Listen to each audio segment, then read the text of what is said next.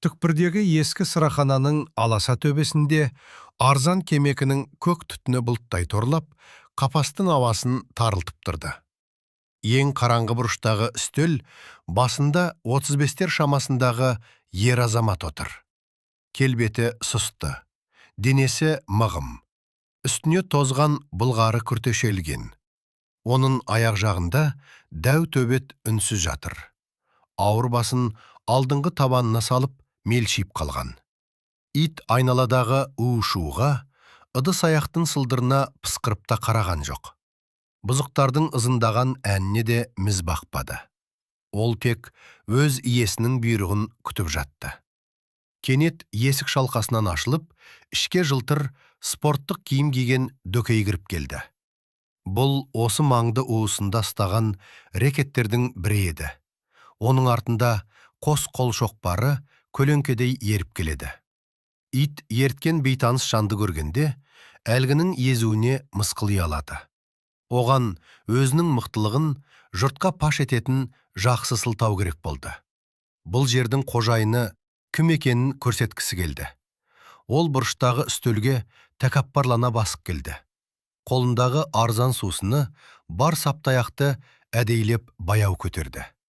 Сосын бейтаныс азаматтың жанарына тіке қарап тұрып, ыдысты төңкеріп жіберді. Сұйықтық төбеттің дәл төбесінен қиылды. Сол сәтте бөлме ішінде өлі тыныштық орнады. Тіпті ызыңдаған ән де кілт үзілді. Отырған жұрт дем алуға қорқып сілтідей тынды. Бірақ төбет қың кетпеді. Ырылдап тісте қайрамады. Тек құлағындағы тамшыларды сілкіп тастап, иесіне жаутандай қарады. Жалғыз ауыз бұйрықты күтіп тұр еді. Азамат басын баяу көтеріп, бұдықкештің көзіне қадала қарады. Оның жанарында ешқандай үрей де, ыза да, кек те жоқ болатын. Тек адамның зәресін алатын тоңғиық, мұз тәрізді суық постық қана бар еді. Бұл талайдың түбіне жеткен, талайда жұтып қойған қорқынышты бостық болатын. Тоғышар заманның қатыгездігі мен нағыз жауынгердің суыққандылығы қақтығысса, соңы немен тынады?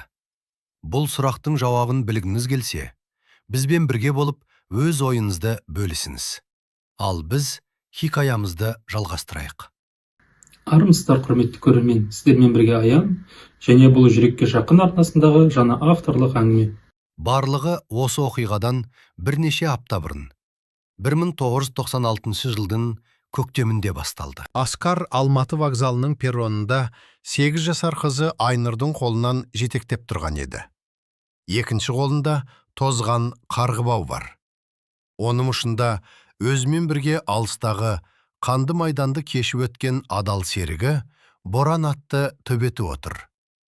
Асқар үлкен қаладағы қарбаласқа, қымбат көлік мінген жаңа байшкештерге үнсіз қарады. Сол жылдары Астананың көшелері қан мен лас істерге әбден батқан болатын. Ол бұл қалада бұдан әрі қала алмайтынын нақты түсінді.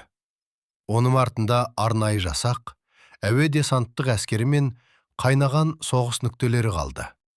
Ол көрген өлім мен қайғы бірнеше адамның ғұмырына жететін еді. Майданнан кеудесіне ешкімге керексіз темір терсек тағып, жаны күл болып оралды. Соңғы сапарынан қайтқанша, аяулы жары тосын дерттен бірнеше айдың ішінде көз жұмған еді. Асқар есінен адасқан, мына жарық жалғанда, кішкентай қызымен жалғыз қалды. Адам өмірі бір талоқтанда арзанға түскен тоғышар заман еді бұл. Кешегі саудагерлер бүгін елдің қожайынына айналды. Намыс пен ар-аяқ асты болды. Қарулас достарының қылмыс әлеміне кіріп, жалдамалы жендет немесе байлардың күзетшісі болғанын өз көзімен көрді. Олардың ішімдікке салынып, адамдықтан кеткені жанын түршіктірді. Бірақ Асқар басқа жолды таңдады. Ол мүлдем жоғалып кетуге бекінді. Алматтағы пәтерін су тегінге сатып, екі үлкен әскери сөмкесін арқалап жолға шықты. Шығыстың ең қиыр түкпіріндегі қалашыққа пойыз билетін алды. Жер атауын көз жұмып отырып таңдаған еді. Бұл мекен Астанадан мыңдаған шақырым алыста. Сарыарқаның шетінде жатты. Қалың қарағай мен суық өзендермен қоршалған, жұрт назарынан тыс қалған тыныш бұрыш болатын. Асқар осы тынық мекенде Айнұрды елдегі сұмдықтардан жасырғысы келді. Сонымен қатар, өзінің ауыр естеліктерінен де қашып құтылуды армандады. Пойыз қалың тұман басқан дымқыл таңда жетті. Қалашық оларды сұрқай бейнесімен, ойдым-ойдым жолдарымен және мұржадан шыққан көмір түтінмен қарсы алды. Бұл жерде уақыт тоқтап қалғандай еді. Жұмысы тоқтаған ескі зауыттардың шағылған терезелері көшеге үрейлене қарайды. Орталық алаңда жұрт Қытайдың арзан тауары мен қолдан жасалған спиртті саудалап жатты. Адамдардың қабағы қатулы, жанарлары төмен түскен. Бірақ Асқарға бұл жердің шаттығы қажет емес еді. Оған тек көзден таса, елеусіз өмір ғана керек болатын. Ол қала шетінен, қарағайлы орманның іргесінен ескі бір там сатып алды. Үйдің жағдайы мәз емес еді. Мықты еркектің қолын қажет етті. Шатырынан су аққан, қоршауы қисайған, едені ауыр қадамнан сықырлап тұратын. Алайда бұл Асқар үшін үлкен жұбаныш болды. Қара жұмыс оның басындағы ауыр ойларды қуып тастады. Таңнан қара кешке дейін ағаш кесіп, шеге қағып, ескі тамды жылы яға айналдырды. Айнұр аулада ойнап, көктемнің алғашқы гүлдерін теретін. Ал боран болса, ауланың айналасын үнсіз күзетіп жүрді. Сырт көзбен қарағанда өте бейбіт көрініс. Әкесі, қызы және адал иті. Артық ештеңе жоқ. Күндер аптаға ұласты. Асқар өзімен қызына әскери тәртіпке ұқсас қатаң жүйе құрды. Таң сәрде тұру, орман ішінде итпен жүгіру, сосын таңғы ас. Одан кейін Айнұрды жергілікті мектепке апарып, өзі құрылысына кірісетін. Кешке қарай олар от жағылған пештің жанында отыратын. Асқар қызына ертегі оқып берсе, боран жалынға арқасын тосып жылынатын. Көп жылдан бері алғаш рет Асқардың ұйқысы тынышталды. Түсіне қанды майдан кірмейтін болды. Ол қатал тағдырды алдап кеттім деп ойлады. Бүкіл саналы ғұмырын жалмаған қанды шеңберден сытылып шықтым деп сенді. Осы бір тыныш мекен оны өз бауырына басты деп ұқты. Бірақ ол қатты қателескен еді. 90-шы жылдардың ауылы тек сырттай ғана мүлгіп тұрған.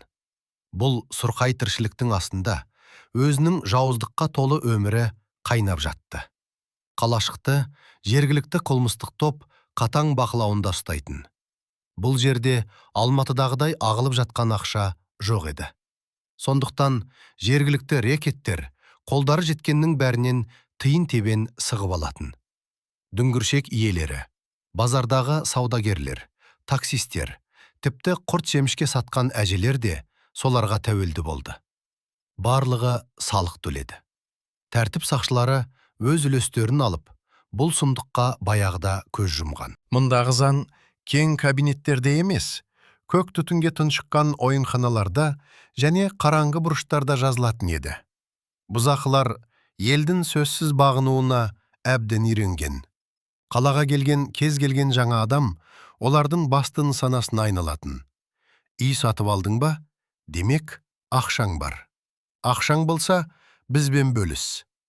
Бұл бұлжытпас қағида еді. Асқар ешкіммен араласпай, оқшау өмір сүрді. Алайда, оның келуі назардан тыс қалмады. Әскери мүсінді мығым азамат. Еш жерде жұмыс істемейді. Үйін жөндейді. Ешкіммен ішімдік ішпейді. Жергілікті тентектер үшін ол жұмбақ адам болды. Ал түсініксіз нәрсенің бәрі олардың жынын келтіретін. Көшіп келгеннен кейін бір ай өткенде алғашқы қауіптің шеті көрінді. Асқар аулада отын жарып жатқан. Сол кезде қоршаудың түбіне терезесі түп-түнектей қарайтылған шие түстес көлік келіп тоқтады. Көліктің терезесі баяу төмен түсіп, ішінен шашы тақырлап алынған былғары күртешелі жігіт сыртқа қарады. Ол Асқарға: Оның ескі тамына және етіне ұзақ әрі сынай көз тастады. Боран қоршауға жақындап келді де, үнсіз отыра қалды. Бірақ төбеттің мысты тұрысы кез келген арсылдаған үргеннен де айбарлы еді. Төбет атылуға дайын еді.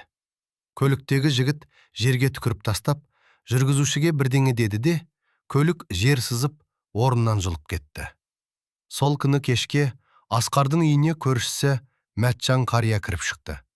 Ол 2 үйден кейін тұратын, жасы келіп еңкіш тартқан жүдеу шал еді. Қария бір себет алмай әкеліпті. Ол аула сыртында төбетке жалтақтай қарап, біразға дейін кіре алмай тұрды. Асқар оны үйге шақырып, алдына ыстық шай қойды. Қария түйін саусақтарымен кесені жылытып, ұзақ уақыт үнсіз отырды. Сосын сыбырлап қана сөз бастады. Ол бұл жердегі тіршіліктің жазылмаған заңдарын баяндап берді. Осы аймақты уысында ұстап отырған Шоқпар есімді қылмыс әлемі серкесінің бұзақылар тобы туралы айтты.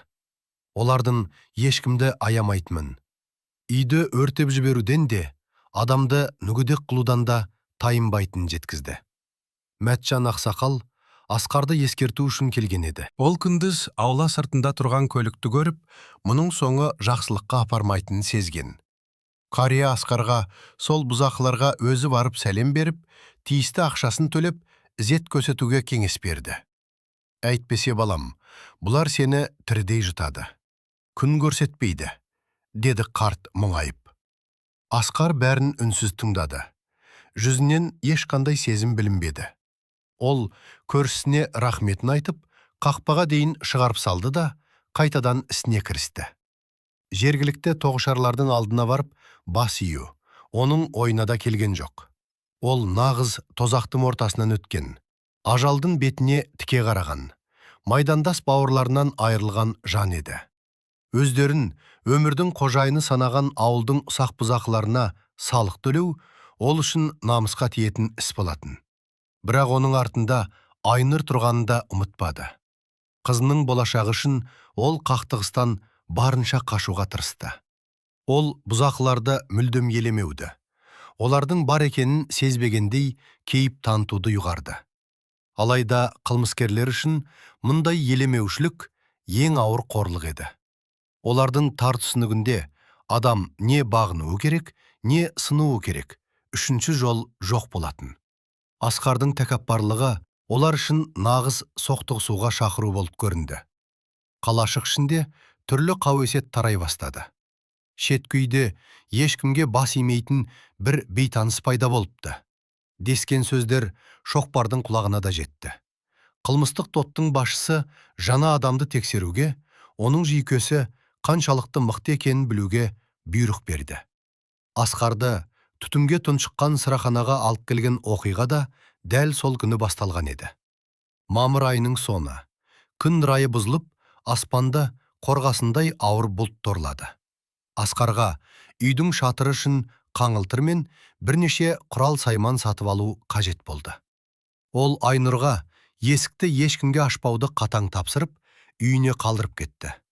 Жанына боранды ертіп, қала орталығындағы базарға қарай жол тартты. Тапсырыс берген соң, қоймашы құжаттарды дайындап болғанша, 1 сағаттай күту керек екенін түсінді. Далада суық жаңбыр сіркірей бастады. Асқар жан-жағына қарап, көшенің қарсы бетіндегі сырахананың маңдайшасын көрді. Бұл жер берекесіз көрінгенімен, жаңбыр астында тұрғысы келмеді. Ол ауыр есікті ашып, ішке кірді. Бұл 90-шы жылдарға тән кәдімгі жиіркенішті орындардың бірі еді. Қабырғалары қарайған, үстелдері жабысқақ, бұрышта ойын автоматтары тұр. Іште ішімдікке салынған жұмысшылар мен жергілікті бұзақылардың жас буыны отыр екен. Асқар ең түкпірдегі үстелді таңдап, қою қара шай алды. Есікті бақылап отыру үшін қабырғаға арқасын беріп жайғасты да, боранға жат деп бұйырды. Ит сол сәтте үстел астына көлеңкедей жасырынып, қозғалмай жатып қалды. Асқар кесені жылытып, үнсіз отырды. Ол шатырдың бөренелерін қалай бекітуді, Айнұрға жазға қарай жана аяқ киім алу керектігін ойлап отырды. Оның ойы бейбіт еді. Ол ешкіммен есеп айырысуды көздеген жоқ. Бірақ қасірет оны өз іздеп тапты. Сырахананың есігі ашылып, ішке даланың дымқыл ауасы лап қойды. Табалдырықта 3 адам көрінді. Ең алдында сол баяғы шие түстес көліктегі жігіт келе жатыр. Жұрт оны күрең деп атайтын. Ол шоқпардың оң қолы. Ұсақ саудагерлерден салық жинайтын жендеттің бірі болатын. Күрең үстіне белгілі маркалы спорттық киім киіп, футболғасының сыртынан жуан алтын шынжыр тағып алған. Жүзінде менмендікпен тәкаппарлық ойнайды. Оның артында екі сойқандай, бірақ ақылы, таяз қол шоқпары келеді. Күрең бірден сусын сұрап, дауыстап сөйлей бастады. Сырахана иесі, жалтақтай күлімсіреп, олардың алдына дереу сусын қойды. Бұзақылар өз істерін айтып, қарқ-қарқ күліп тұрды. Кенет күрең артына бұрылды. Оның жанары бұрыштағы қараңғылыққа түсті. Ол Асқарды бірден таныды. Сол баяғы ешкімге бас имейтін, сөйлеспейтін шеткі үйдің иесі. Күреңнің езуіне қатыгез жымиыс үйірілді. Ол үшін бұл өте қолайлы сәт еді. Бүкіл Сырахана жұрты оларға қарап отыр. Мұнда оған салық төлейтін жандар да, оның айтқанынан шықпайтын қызметшілер де бар. Оған жұрт алдында бір көрініс көрсету керек болды. Мына тәкаппар бейтанысты жұрттың көзінше қорлауды ойлады. Бұл қалада ешкімнің олардан тәуелсіз бола алмайтынын паш етпекші еді. Күрең саптаяғын алып, маңғаз басып, Асқардың үстеліне қарай жүрді. Оның соңынан басқалары да қызық іздеп ілесті. Сырахана іші тына қалды. Әңгімелер кілт үзілді. Бәрі де қазір не болатынын сезді. Жергілікті жұрт көзге түспеуге тырысып, бастарын төмен салды. Ешкімнің араша түсуге батылы жетпеді. Күрең үстелдің қасына тақап келіп, Асқардың төбесінен төніп тұрды. Одан ішімдік пен арзан иіссудың жағымсыз иісі шығады. Асқар қозғалған жоқ. Тіпті басында көтермеді. Кек алдындағы сәйіне қарап отыра берді. Мұндай сабырлылық күреңнің ызасын келтірді. Ол төмемен қарап, үстел астындағы төбетті көрді. Боран қозғалмай жатқанмен, оның жанары бұзақының әрбір қимылын жіті бақылап тұрды. «Ей, мужик, бұл жерге итіңді неге әкелдің?» деді күрең, бүкіл залға естірке айғайлап. «Бұл саған мал қора емес, ұқтың ба?» Асқар үнсіз қалды. Жүзі пастан қаланғандай суық. Ал оның жан дүниесінің тереңінде баяғыда көміп тастаған жауынгер ояна бастады. Ол істі жылдам, дыбыссыз және мүлт кетпей бітіретін адам еді.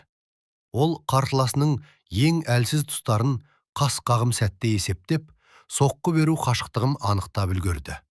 Кез келген жанжалды бірақ сәтке тоқтатудың жолын жақсы білетін. Бірақ Асқар бұл жауыздықты темір шынжырмен құрсап ұстап тұрды. Ол Айнұрды ойлады. Егер қазір ашуға ерік беріп, мына үшеуін жайратып салса, заң орындармен мәселе туындайтынын түсінді. Кергеу, қамау. Ал оның кішкентай қызы далада жалғыз қалады. Ол бұған жол бере алмады. Қыз үшін ол өзінің арын, намысын ішке бүгуге мәжбүр еді.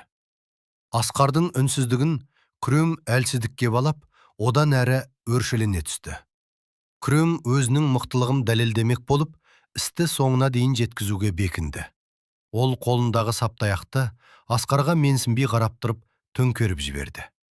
Сасық әрі лас сұйықтық боранның дәл басына құйылды. Сусын төбеттің көзін жауып, жүнімен сорғалап, еденге төгілді. Сырахана ішінде құлаққа ұрған танадай тыныштық орнады. Тек иттің тұмсығынан кір ламинатқа тамған тамшылардың дыбысы ғана естіліп тұрды. Боран қың кетпеді. Ол қатардағы иттер түсінде де көрмеген, қатал дайындықтан өткен жауынгер төбет. Иесінің пәрменсіз, оның тіс батыруға қақысы жоқ еді. Ол кек көзін ашып жұмып, Асқарға жаутаңдады. Бір ауыз сөз, немесе кішкене ғана ишарат күтті. Бірақ ешқандай бұйрық болмады. Асқар басын өте баяу көтерді. Күрең, мына бейтаныс жан қазір атып тұрып айғай салады. Немесе жұдырық ала жүгірет деп ойлаған еді. Сол арқылы өз жендеттеріне оны осы жерде таптап тастауға сылтау таппақ болды. Бірақ Асқардың жанарынан көрген дүниесі оның зәресін алды. Ол жерде ызада, реніште, қорлануда жоқ еді. Кек адам шошитын суық қана бар болатын. Бұл тірі жанға емес, жойылуы тиіс нысанаға қараған қаныпезердің жанар еді.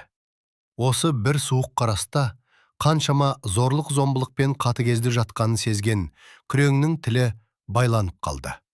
Оның арқасынан мұздай тер шықты.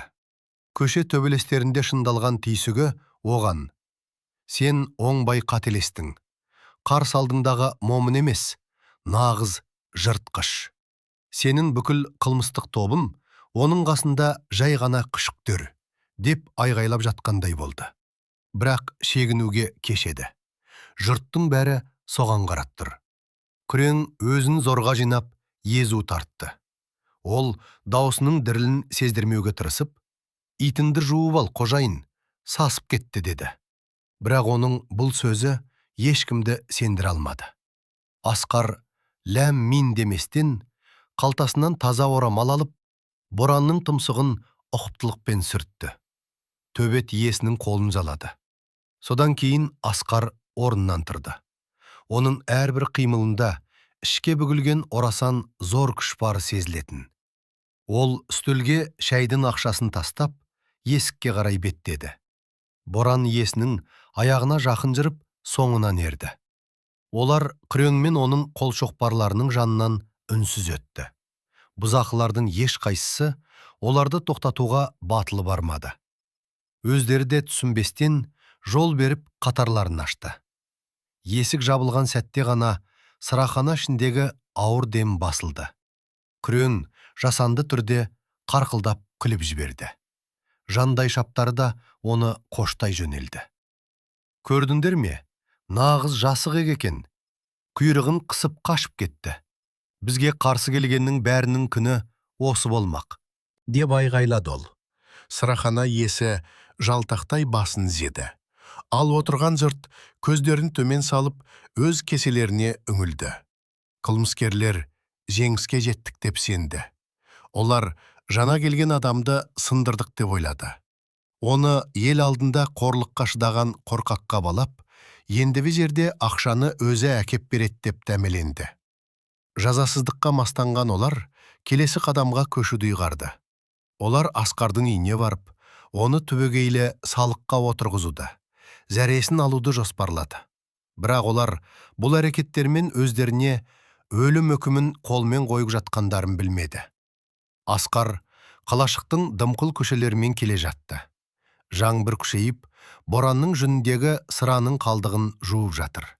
Ол терең тыныс алып, кеудесінде оянған албастыны қайтадан қапасқа қамауға тырысты. Ол шыдады. Ашуға ерік бермеді. Айнұр аман. Ол құрылыс материалдарының құжаттарын реттеп, үйіне бет алды. Бірақ ескі үйлердің қасынан өтіп бара жатып, оның ішінде бір нәрсенің бір жолата өзгергенін сезді. Тыныш өмір туралы тәтті қиял тұман сияқты сейілді. Ол өткен шақтан қашып, құтыла алмайтынын түсінді. Егер сен соғысқың келмесе де, соғыстың өзі сенің табалдырығыңнан аттайды екен. Мына адамдар басқа тілді түсінбейді. Олар сабырлықты әлсіздік деп біледі. Демек, олар тағы келеді. Келесі жолы Айнұрдың зәресін алуы. Тіпті одан да сорақы іске баруы мүмкін. Асқар өз үйінің қақпасына жетіп тоқтады. Орман іші үйілдеп, жел тұрып кетті. Боран иесінің көңіл күйін сезгендей, ақырым қыңсылады. Асқар өз қолдарына қарады. Бұл қолдар талай қан кешкен сарбаздың қолдары еді. Ол бұл қолдармен жаңа өмір тұрғызғысы келді. Қарудың орнына балға мен шегені ұстауды армандады. Бірақ заман оған басқа таңдау қалдырмады. Ол қақпаны ашып, аулаға кірді. Үйдің терезесінен жып-жылы сары жарық төгіліп тұр. Онда оның қызы бар еді. Асқардың мына жалғанда ұстап тұрған жалғыз жаны сол ғана. Ол қала жақтан келетін қараңғы жолға соңғы рет қарады. Оның жанарында қайтадан жауынгердің қаталдығы оянды. Ол бұлардың келетінін білді, және оларды күтетін болады. Енді ол өзін тежемейді. Өз жерінде, өз баласын қорғау жолында ол момын тұрғын болуды тоқтатады. Ол баяғыда көміп тастаған қатыгез жауынгер қайта оянды. Асқар үйдің ауыр есігін жауып кілттеді де, болат ысырманы тартты. Темірдің дыбысы тыныштықта қатты естілді. Ол арқасын суық ағашқа сүйеп, көзін жұмды. Үйдің ішінен қуырылған картоптың, жана кесілген ағаштың және бала сабынының иісі аңқиды. Бұл иістер оны қалыпты өмірмен байланыстырып тұрған соңғы жіптер еді. Бөлмеден Айнұр жүгіріп шықты. Қызының аяғында жылы шұлық, үстінде тоқылған жемпір. Ол қолына сурет дәптерін қысып, мәз болып күлімсіреп тұр.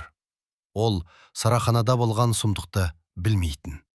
Олардың кішкентай бекінісінің сыртында қауіптің азуын қайрап тұрғанынан хабарсыз. Ол үшін әкесі әлемдегі ең мықты, ең мейірімді жан, әрқашан қорған болатын Асқар тау. Асқар қызының деңгейіне түсу үшін бір тізерлеп отырды да жымиды. Ол жанарындағы суық табын жасыру үшін бар күшін салды. Қызының алтын шашынан сипады. Айнұр өзінің салған суретін көрсетіп, әкесіне мақтана бастады. Олардың суреті үлкен қоңыр төбетпен қол ұстасқан екі кішкентай адам. Асқар баланың қиялынан туған осы бір қарапайым ғана туындыға ұзақ қарады. Ол Алматыдан дәл осы үшін кеткен еді. Оның қызы милицияның дабылынан немесе терезе сыртындағы мас адамдардың айғайынан селік етпей, жарқыраған күн мен иттің суретін салсын деп армандаған. Ол қызына жылы жүзбен бүгін кешке барлаушылар деген жаңа ойын ойнайтындарын айтты. Айнұр сүйікті ойыншықтарын, жылы көрпесін алып, асүйдің астындағы құрғақ жайлы жертөлеге түсуі керек еді. Онда ол нағыз барлаушы сияқты еш дыбыс шығармай отыруы тиіс. Әкесі өзі келіп қақпақты ашпайынша сыртқа шығуға болмайды. Айнұр қуанып қол шапалақтады. 8 жасар қыз үшін бұл нағыз қызық оқиға болып көрінді. Ол әкесінің бұл сөздерді айтып тұрғанда жақ сүйектері қалай тартылып кеткенін, иығынан жіберер алдында саусақтарының қалай қатты батқанын байқаған жоқ. Қызын жертөлеге орналастырып, ауыр қақпақты тарс шапқаннан кейін Асқардың бойы түккелді. Оның жанарындағы мейірім лезде жоғалды. Жүзі пас мүсіндей мелшиіп қалды. Енді ол жалғыз. Енді ол өз аумағында. Ол қару іздеп үйдің ішін тінте қоймады.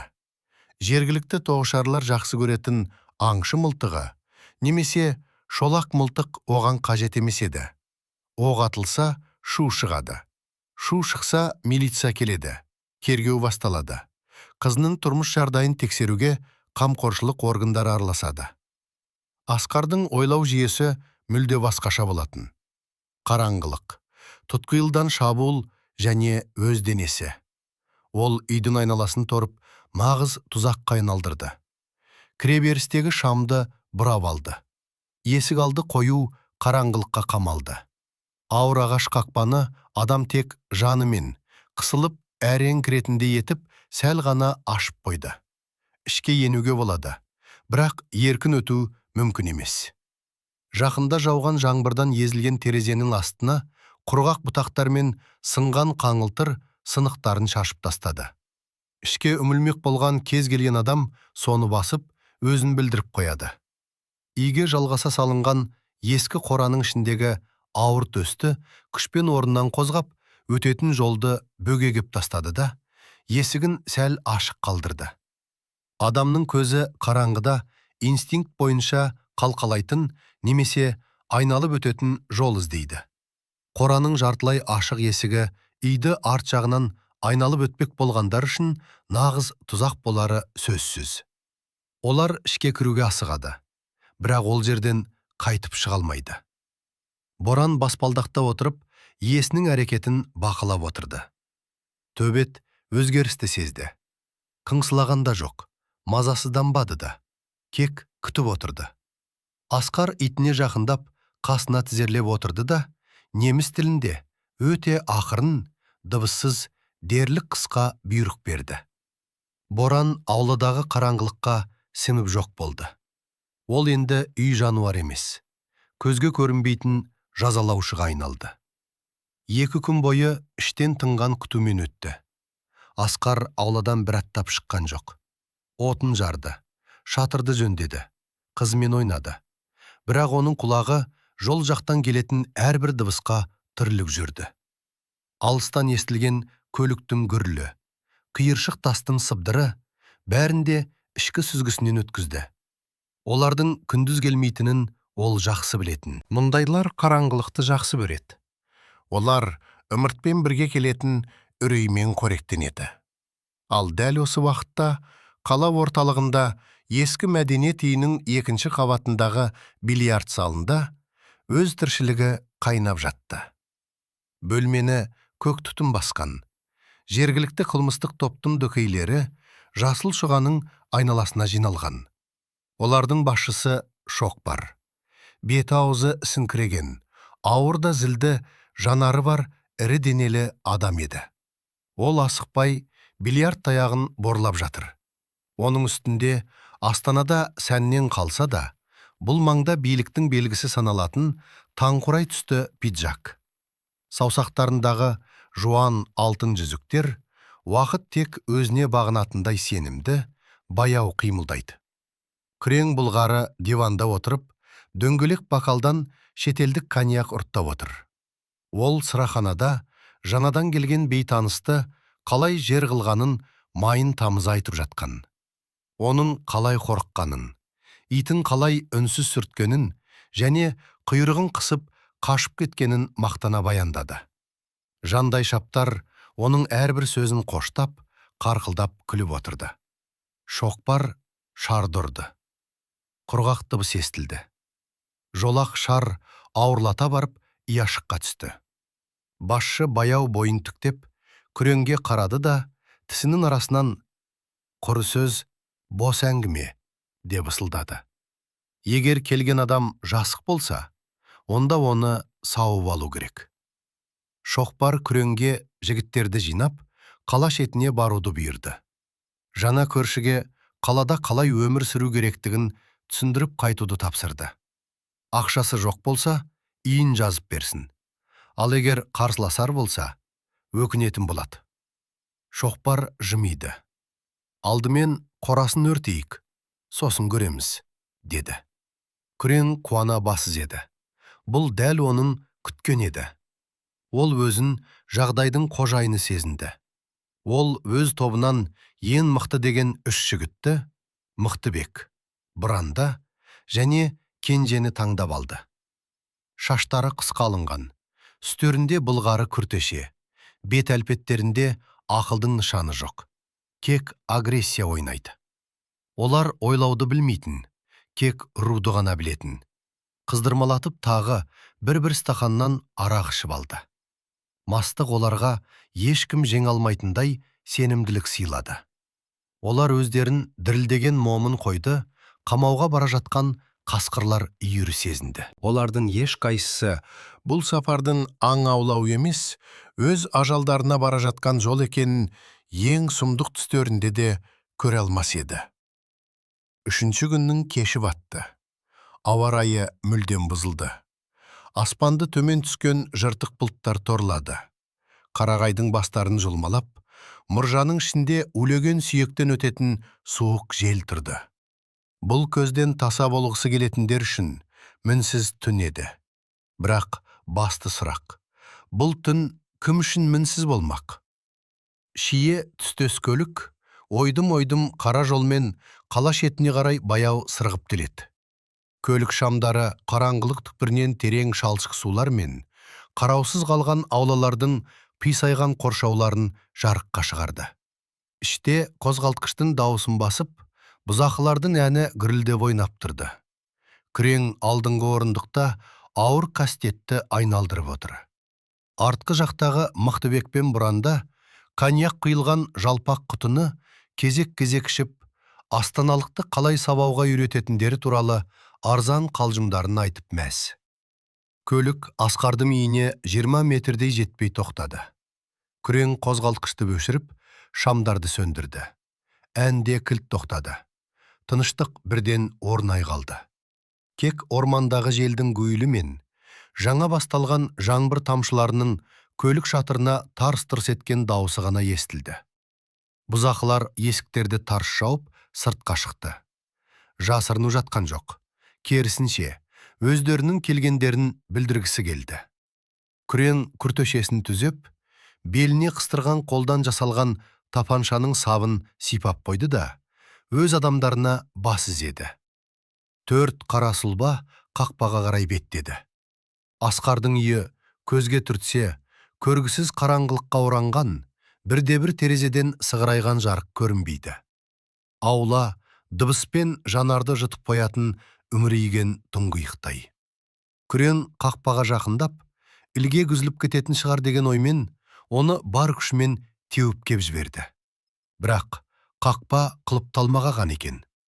Ол сықырлай ішке қарай ашылып, бейне бір ішке кіруге шақырып тұрғандай көрінді. Күрең бір сәтке кідіріп қалды. Ашық есік үйреншікті сценарийді бұзып тұрған еді. Әдетте құрбандар барлық құлыптарын салып, перделердің артына тығылып, қорқыныштан дірілдеп отыратын. Ал мына жерде келіңіз, төрлетіңіз дегендей ашық-шашық жатыр. Ей, қожайын, деп айғайлады Күрең қараңғы аулаға қарап. Үлеген орманның фонында оның даусы тым қатты әрі бір түрлі бейшара шықты.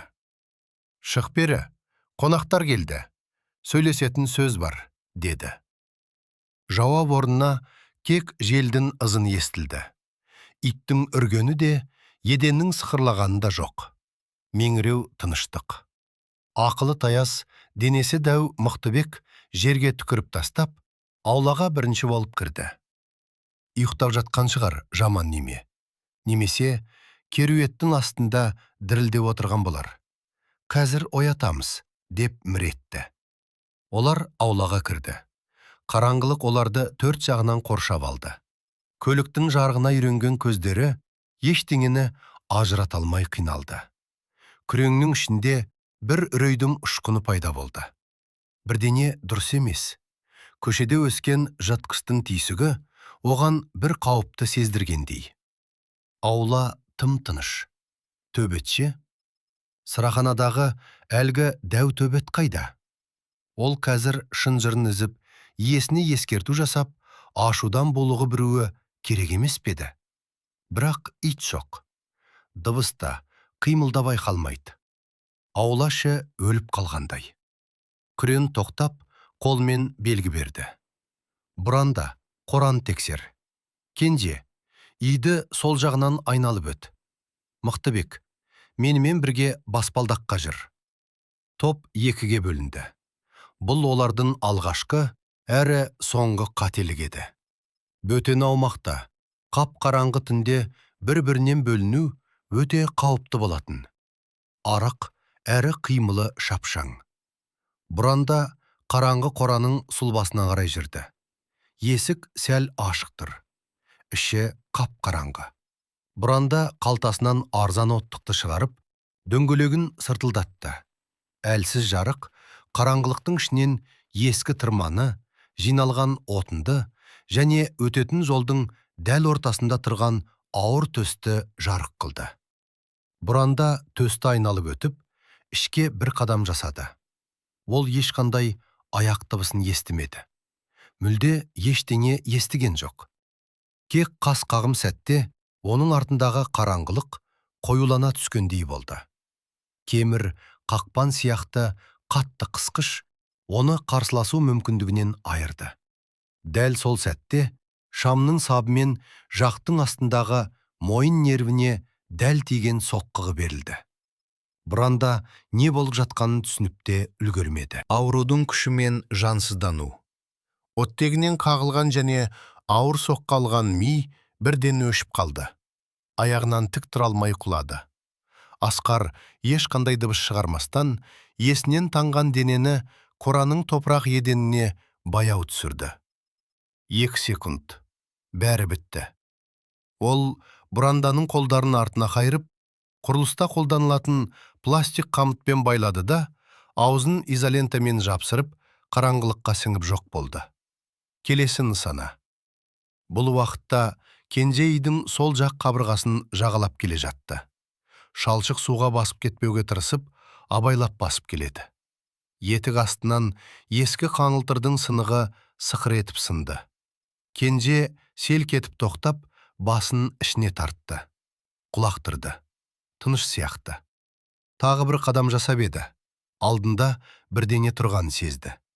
Бір үлкен, қараңғы, жабайы қауіп төндіретін нәрсе. Қараңғылық ішінен оған кірпік қақпайтын 2 сары көз қарап тұрды.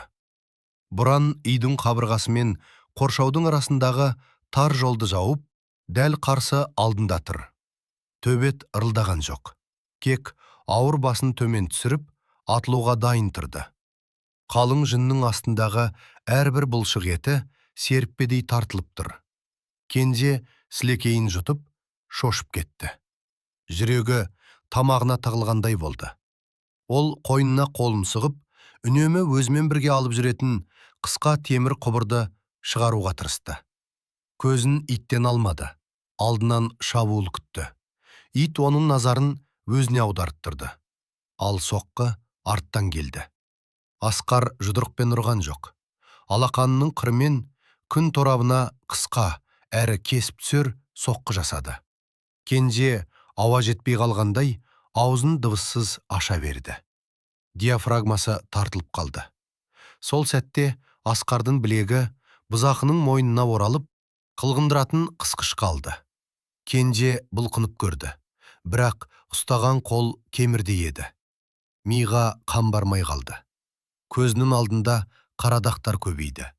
Ол кемірмен артқа қарай ұрмақшы болды. Бірақ қолы бағынбады.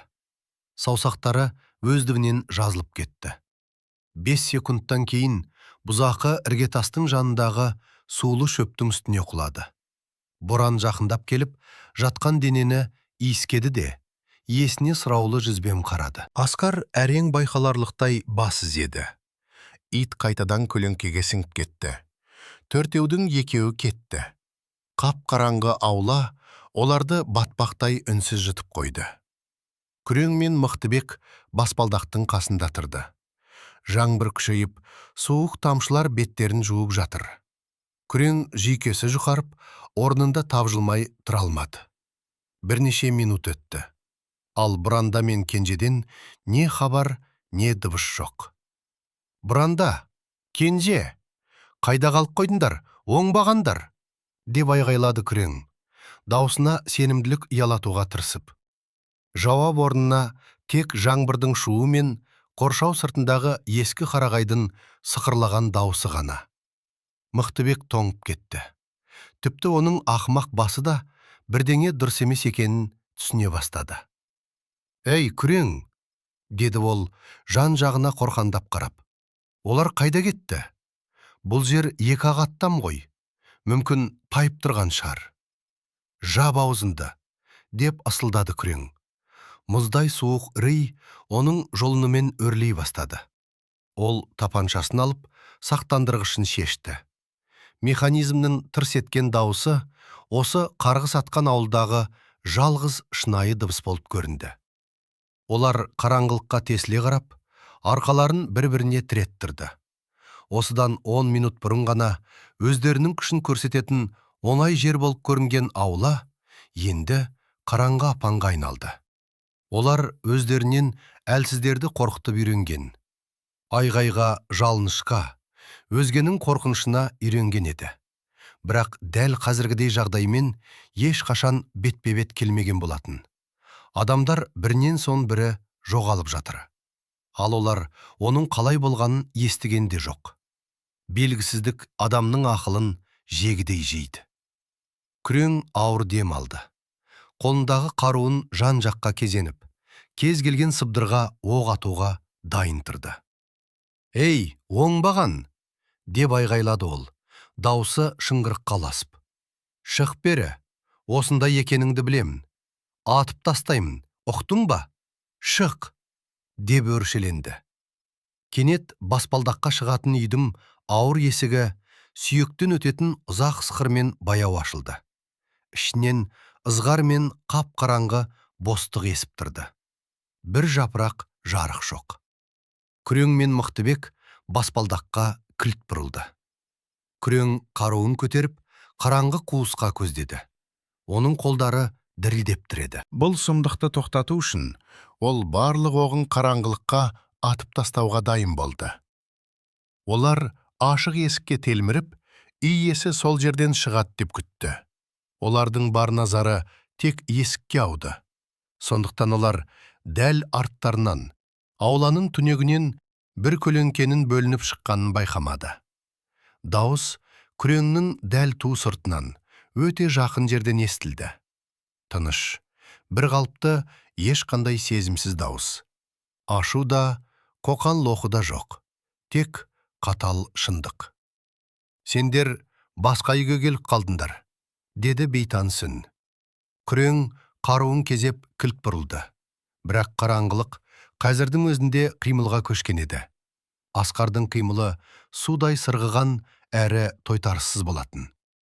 Күрең денесін бұрып, қаруды түнекке бағыттау үшін салмағын оң аяғына сала бергенде, екеуінің арасы мүлдем жақындап кетті. Асқардың сол қолы тапаншаның бекітпесін қапсыра ұстап, қарудың оқ атар бағытын дымқыл жерге қарай бұрып әкетті. Дәл сол сәтте оң қолы бұзақының шынтағынан қысқа әрі жойқын соққы жасады. Ауыр соққыдан бүкіл қолы жансызданып қалды. Күреңнің саусақтары өздігінен жазылып кетті де, қару Асқардың алақанына жұмсақ сырғып түсті. Сәл әрірек тұрған Мықтыбек не болып жатқанын түсінбек болып ақырып жіберді. Ол үлкен жұдырықтарын түйіп, алға қарай ауыр ұмтылды. Көше төбелесінде оның ірі денесі мен екпіні кез келгенді жайратып салатын. Бірақ оның алдында көше бұзақысы емес еді. Асқар өзіне төніп келе жатқан бұл дәуге мойын бұрып қарамады. Бір жаққа қарай жеңіл адымдап, ол Мықтыбектің өз екпінін өзіне қарсы пайдаланып, оны қасынан өткізіп жіберді. Аяғынан шалып, мойын омыртқасының түбінен дәл соққы берді. Дәу жігіт ми батпаққа бетімен құлады. Оның өкпесіндегі ауа ысқыра сыртқа шықты. Мықтыбек дем алмақшы болды. Бірақ семіп қалған диафрагмасы істемеді. Жағаға лақтырылған балықтай аузын дәрменсіз ашып, ол балшық ішінде жатып қалды. Бұл істің барлығына 3 секунд уақыт кетті. Күрең үйіп қалған қолын бауырына қысып тізерлеп отырды. Жаңбыр оның бетін жуып, бойындағы тәкаппарлықтың қалдығын шайып жатты. Ол осыдан бірнеше сағат бұрын ғана өзі бейшара санаған адамға төменнен жоғары қарады. Асқар тартып алған қаруын ұстап, оның төбесінен төніп тіреді. Ол қаруды көздеген жоқ.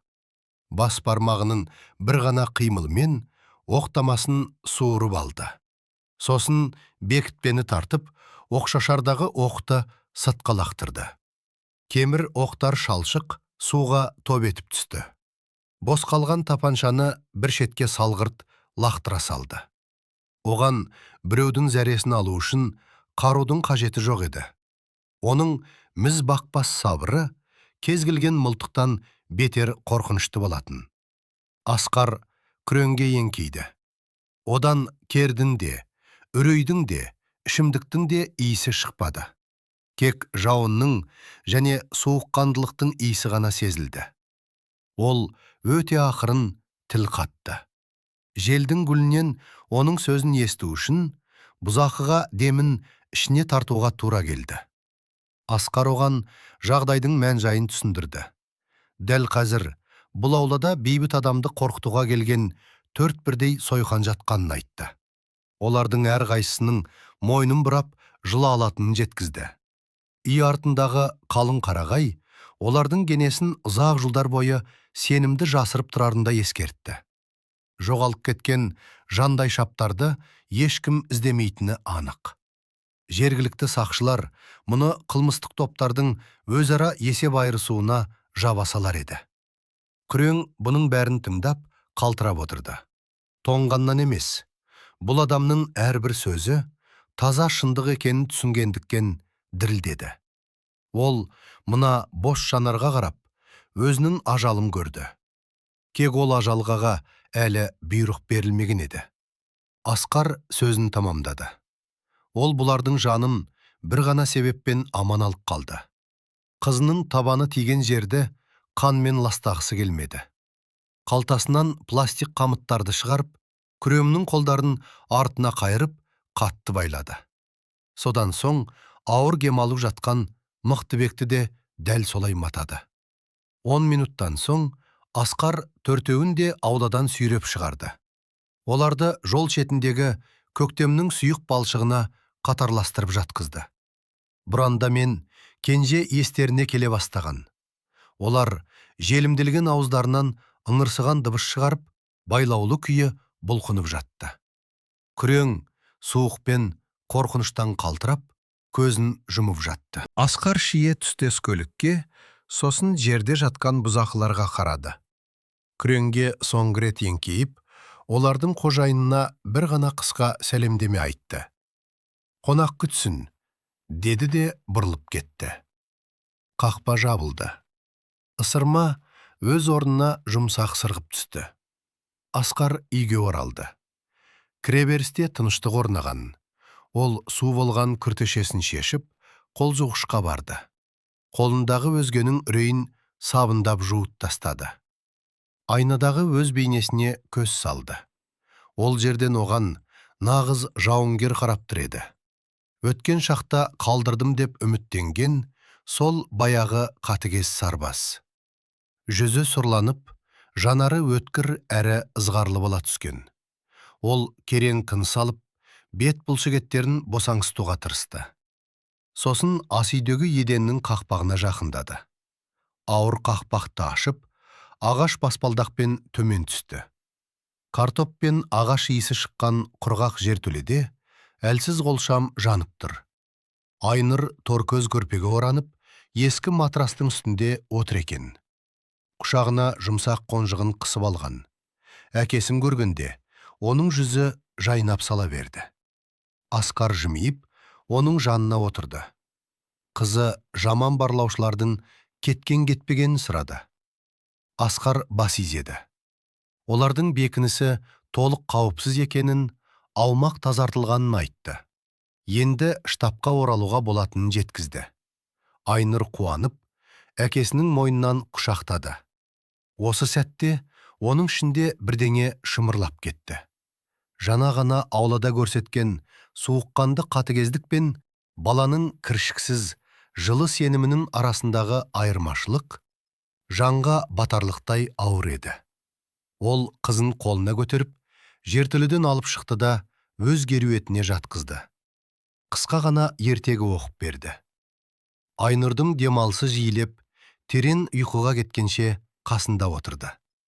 Кішкентай қыз осы түнде олардың өмірі қандай қыл үстінде тұрғанын сезбестен ұйқыға кетті. Асқар ас үйге шығып, қабырғадағы сағатқа қарады. Түнгі сағат 1:30. Ол қылмыс әлемінің логикасын жақсы түсінетін. Шоқпар сияқты адамдар қорлықты кешірмейді. Оның жандай шаптары байлаулы. Балшыққа аунаған, сағысынған күйде жеткенде, топ басшысы мұны өзіне жасалған тікелей шабуыл деп қабылдайды. Ол шегінбейді. Бүкіл тобын жинап, қаруланып, қала шетіндегі үйді жермен жексен етуге қайтып оралады. Үйде кішкентай бала ұйықтап жатқанда, қаруланған қаншерлер тобынан қорғануға тырысу, ақылға қонымсыз тәуекел. Жалғыз жол қалды. Ол бірінші болып соққы беру. Асқар өз бөлмесіне кірді. Керуеттің астынан ескі әскери сөмкесін суырып алды. Ішінен мойны биік қара жемпір, күңгірт түсті тактикалық шалбар және жұмсақ табанды жеңіл бәтеңке шығарды. Киінген кезде киімнің денесіне екінші терідей жабысып тұрғанын сезінді. Ол өзімен бірге ешқандай қару алмады. Пышақта, кастетте. Бөтен жерде жағдай ушығып кетсе, кез келген қару өзіне қарсы жұмсалуы мүмкін еді. Оның қаруы тұтқиылдан шабуылдау, қараңғылық және адамның үрейге бой алдырғанда өзін қалай ұстайтынын білу. Үйден шығар алдында ол боранды шақырды. Төбет иесінің көзіне жаутаңдап қасына келді. Асқар иттің алдында тізерлеп отырып, тұмсығын алақанына салды да, Айнұрды күзетуді ақырын ғана бұйырды. Ешкімді кіргізбеу, ешкімді шығармау. Боран бұйрықты түсінгенін білдіріп, ақырын ырылдады да, қыздың бөлмесінің дәл табалдырығына жата кетті. Асқар жаңбырлы түннің қараңғылығына сініп жоқ болды. Дәл осы уақытта қалашықтың екінші шетінде ешкім ұйықтамаған еді. Ескі 5 қабатты үйлердің ортасында қаланың денесіндегі іріндей болып салынған элиталық коттедж қалашығында бір терезеде жарық жанып тұр. Шоқпардың қызыл кірпіштен қаланған 3 қабатты зәулім үйі феодалдық сарайды еске түсіретін. Биік тұтас дуал, соғылған қақпа, сыртқы бақылау камералары. Бұл сол жылдары адам сенгісіз сән салтанат және мәртебенің белгісі еді. Шоқпар екінші қабаттағы кабинетінде отыр. Бөлме талғамсыз сәнмен жиһаздалған. Ауыр былғары жиһаз, емен үстел.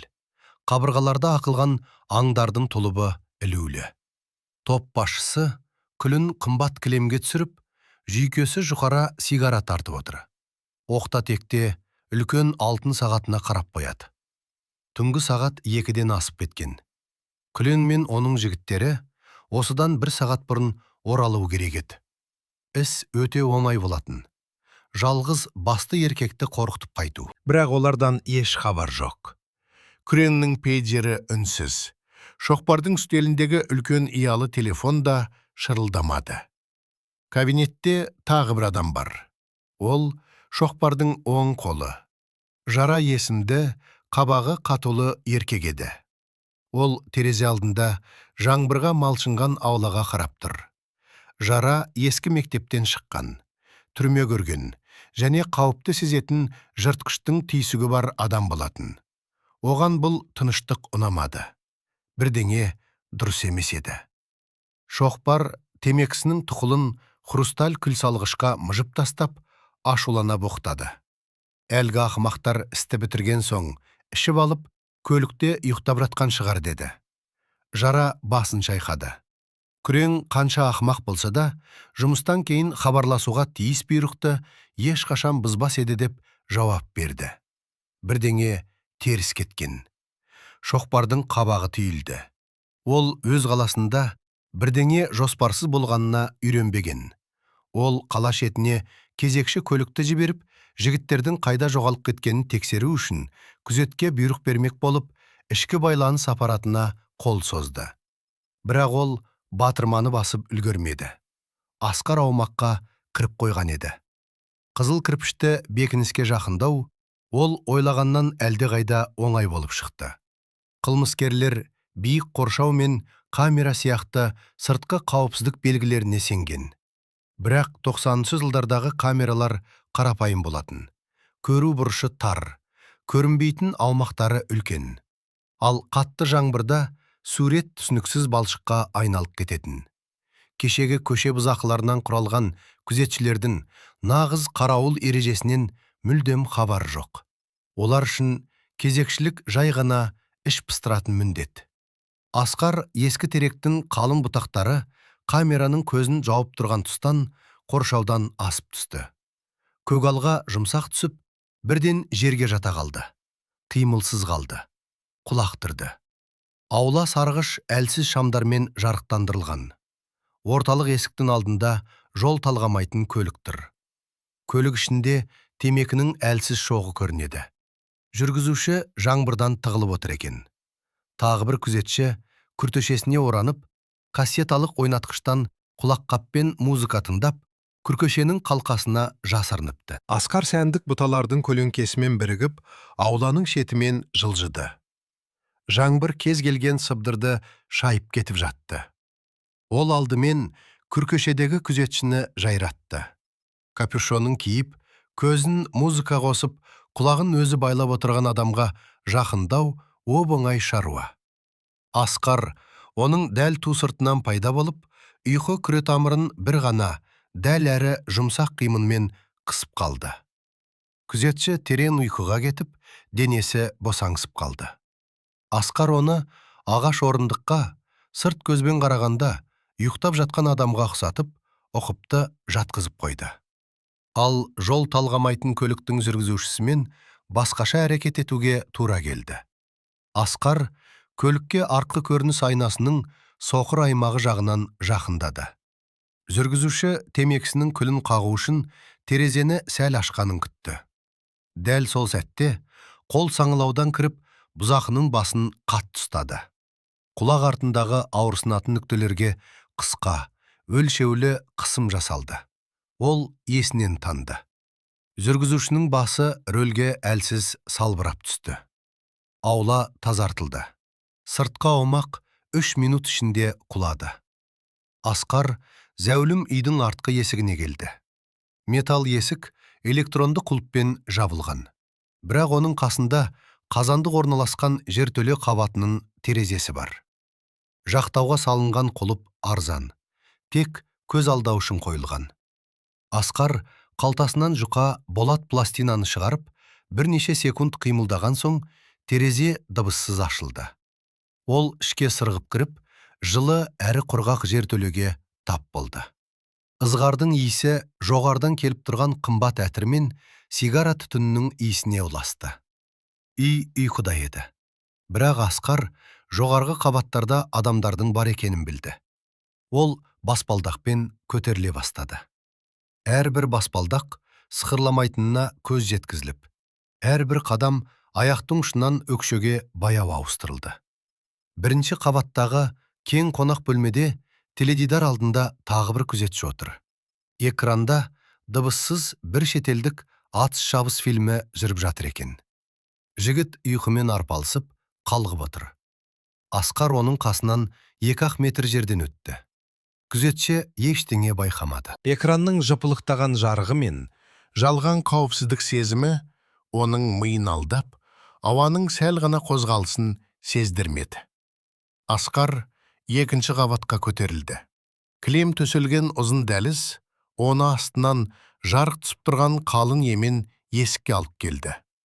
Ол жерден бәсең шыққан дауыстар естіледі. 1-ші қабаттың кіреберісінде, баспалдақтың жанындағы ілгіште, ол иық қабының салмағы бар былғары күртеше байқаған болатын. Асқар әскери тапаншаны қолын алды. Дағдылы қимылмен қарудың бекітпесін ағытып, ішіндегі серіппесі мен соққышын суырып алды да, қайта жинап, қынға сүңгітті. Бұл іске 20 секунд кетті. Сырттай қарағанда қару бүтін көрінгенімен, енді ол жай ғана жансыз темір кесегіне айналған еді.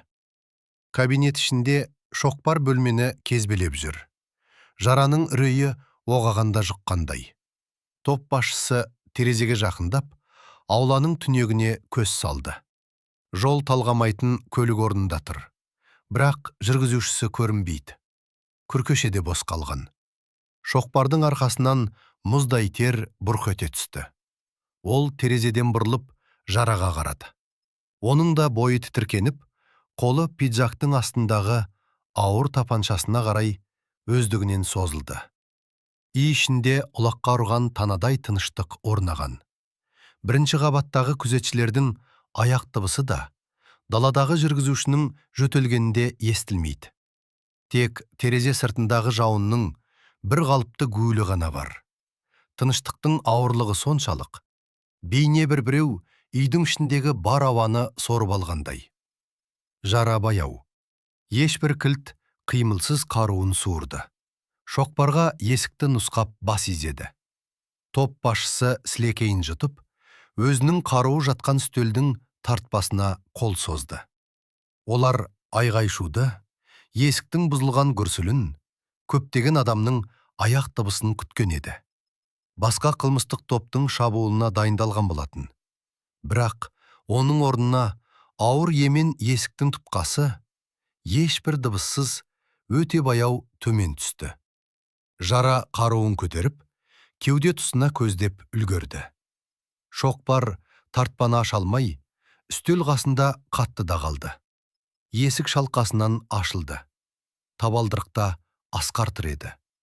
Бетпердесіз, қарусыз. Қара киімі дәліздің көлеңкесімен бірігіп кеткен. Шашынан су тамшылап тұр. Оның түкпірінен от шашқан жанары екеуін де, жараның қолындағы қаруды да, шоқпардың үрейін де бірден іліп әкетті. Қылмыс әлемінде талайды көрген жара артық сұрақ қойып жатпады. Бірден шүріппені басып қалды. Бірақ оқ атылған жоқ. Керең қылатын гүрсілдің орнына темірдің құрғақ сырт еткен дыбысы ғана естілді. Соққыш бос орынды ұрды. Жара өз қаруына қорқынышпен бажырая қарап қалды. Ол оқты үнемі оқтаулы ұстайтын, әрқашан. Асқар кабинетке қарай бір адым жасады. Оның даусы ешқандай үрейсіз, бейне бір көршісінен шырпы сұрауға кіргендей бір қалыпты шықты.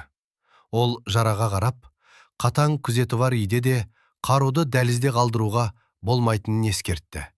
Тіпті 1 минутқа шықсаң да қауіпті екенін айтты.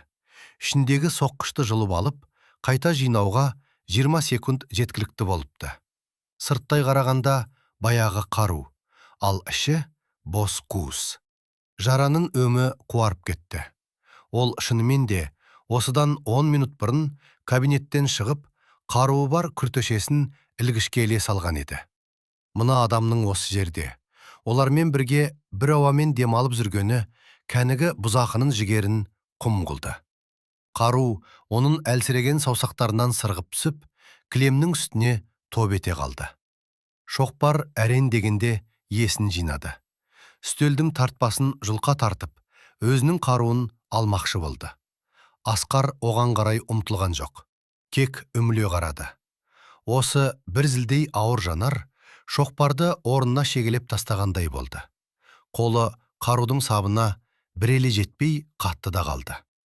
Асқар баяу ғана бөлменің ортасына келіп, үстелге қарама-қарсы тоқтады. Ол айғайламады да, қоқан-лоқты да жасамады. Ақырын сөйледі. Бірақ оның әрбір сөзі санаға шегедей қағылып жатты. Осыдан 1 сағат бұрын бұлардың 4 адамы оның үйіне кірмек болғанын айтты. Қазір олардың қоршау сыртындағы батпақта байлаулы жатқанын жеткізді. Олардың мақтан тұтқан күзетінен майды кескен пышақтай жеңіл өткенін білдірді. Кезекшілерінің ту сыртында тұрып, қаруларын оқсыздандырғанын қадап айтты. Мына кішкентай патшалықтың қақ төріне демікпей кіріп келгенін ескертті. Асқар үстелге еңкейіп, түйілген жұдырықтарымен таянып тұрып, шоқпардың үрейден шарасынан шыққан көздеріне тіке қарады. Ол бір ғана қарапайым нәрсені түсіндірді. Бұлардың билігі, ақшасы мен қатыгездігі бар болғаны елес қана. Олар көше саудагерлерін қорқытқанымен, нағыз қауіптің не екенінен мүлдем хабарсыз еді. Олар соғыс ойынын ойнап жүр. Ал Асқар соғыс күнделікті сұрқай тіршілікке айналған жерден келген болатын. Ол жақта адамдар қаруды мақтану үшін емес, тікелей мақсатында қолданатынын жеткізді. Асқар бойын тіктеді. Ол адам өлтіру үшін келмегенін кесіп айтты. Егер ниеті болса, бұлар баяғыда сұлап жатар еді. Үйдегі ешбір тірі жан оянбай да қалатын еді. Ол тек сәлемдемесін жеткізуге келген. Оның мақсаты тыныш өмір сүру, қызын аман-есен өсіру. Егер осы топтың бірде-бір адамы, көлігі немесе көлеңкесі оның үйіне 1 шақырымнан жақын келер болса, ол бұдан бұлай сөйлесіп тұрмайды. Адамдарды қамытпен байлап та жатпайды. Бұл топты тамырымен қопарып, жермен жексен етеді. Ең төменгі қол шоқпардан бастап, ең жоғарғы басшысына дейін. Оларды биік дуал да, бақылау камералары да, сақшылар арасындағы сыбайластары да құтқарып қала алмайды. Кабинет ішінде тұншықтыратын ауыр тыныштық орнады. Кек шоқпардың үзіп жұлып алған демі ғана естіледі. Бүкіл қаланы уысында ұстаған дөкей дәл қазір өзін табан астында жаншылғандай сезінді. Ол қара киімді бейтанысқа қарап, бәрін ұқты. Бұл құр бос қорқыту емес. Оның алдында уақытша демалысқа шыққан нағыз ажалдың өзі тұрған еді. Асқар жауап күтіп тұрмады. Бұрылып келген ізімен қараңғылыққа сіңіп кетті. Түнгі қонақтың аяқ дыбысы дәлізде өшкеннен кейінде жара мен шоқпар бірнеше минут бойы сіресіп тұрып қалды. Оның соңынан қуған жоқ. Күзетке дабыл да қақпады. Тек өз жүректерінің дүрсілін тыңдап тұра берді. Шоқпар ауыр креслосына баяу отырды. Қолдары қалтырап кеткен екен. Қымбат. Ішімдік құйылған бөтелкеге қол созды. Бірақ шөлмектің аузы стақанға қатты соғылған соншалық, оны орнына қайта қоя салды. Жара еденде жатқан керексіз қаруын үнсіз көтеріп алды. Ішін ашып қараса, соққыш жоқ. Тап-таза, өте ұқыпты жұмыс. Бейне бір қару зауыт шеберінің қолынан өткендей. Екеуі бір-біріне үнсіз қарады. Көп жылдан бері алғаш рет шоқпар не істерін білмей дағдарды. Ол алғаш рет өзінің таным түсінігіне сыймайтын тосын күшпен бетпе-бет келген еді. Ақша да, байланым да, қатыгездік те. Көлеңкедей кіріп, түтіндей сіңіп жоқ болатын бұл адамға қарсы, олардың ешбір қаруы дәрменсіз болатын. Керезе сыртында таң қылаң беріп, аспан сұрлана бастады. Қаланың шетінде, қарағайлы орманның іргесіндегі қақпа ақырын ғана сықырлады. Асқар үйіне оралды. Бірақ ол да, шоқпар да бұл түннің кек басы ғана екенін әлі білмейтін. Нағыз дауыл көк түтін басқан ойынханалардан емес, мүлдем басқа заңдармен ойнайтын жоғарғы жақтан келе жатқан еді. Келесі күні қалашық өзінің үйреншікті сұрқай тіршілігімен оянды. Зауыттар тоқтап тұрған, базарда арзанқол заттар сатылып жатты. Жұрт өз ғаммен асығыс жүрген. Бірақ бұл қаланың көзге көрінбейтін қылмыс әлемінде үлкен өзгеріс болды. Күрен мен оның жігіттері өз орындарына таңға жуық қана оралды. Суықтан бүрсеңдеген, қорланған әрі сағы сынған еді. Олардың ешқайсысы қала шетінде не болған туралы ләм-мим демеді. Шоқпар да ешқандай тергеу жүргізген жоқ. Ол барлық топ мүшелеріне тарайтын жалғыз ғана, қысқа әрі қатаң бұйрық берді. Ескі там тұрған қалың қарағайдың маңы өлі аймақ деп жарияланды. Бұл жерге баруға қатаң тыйым салынды.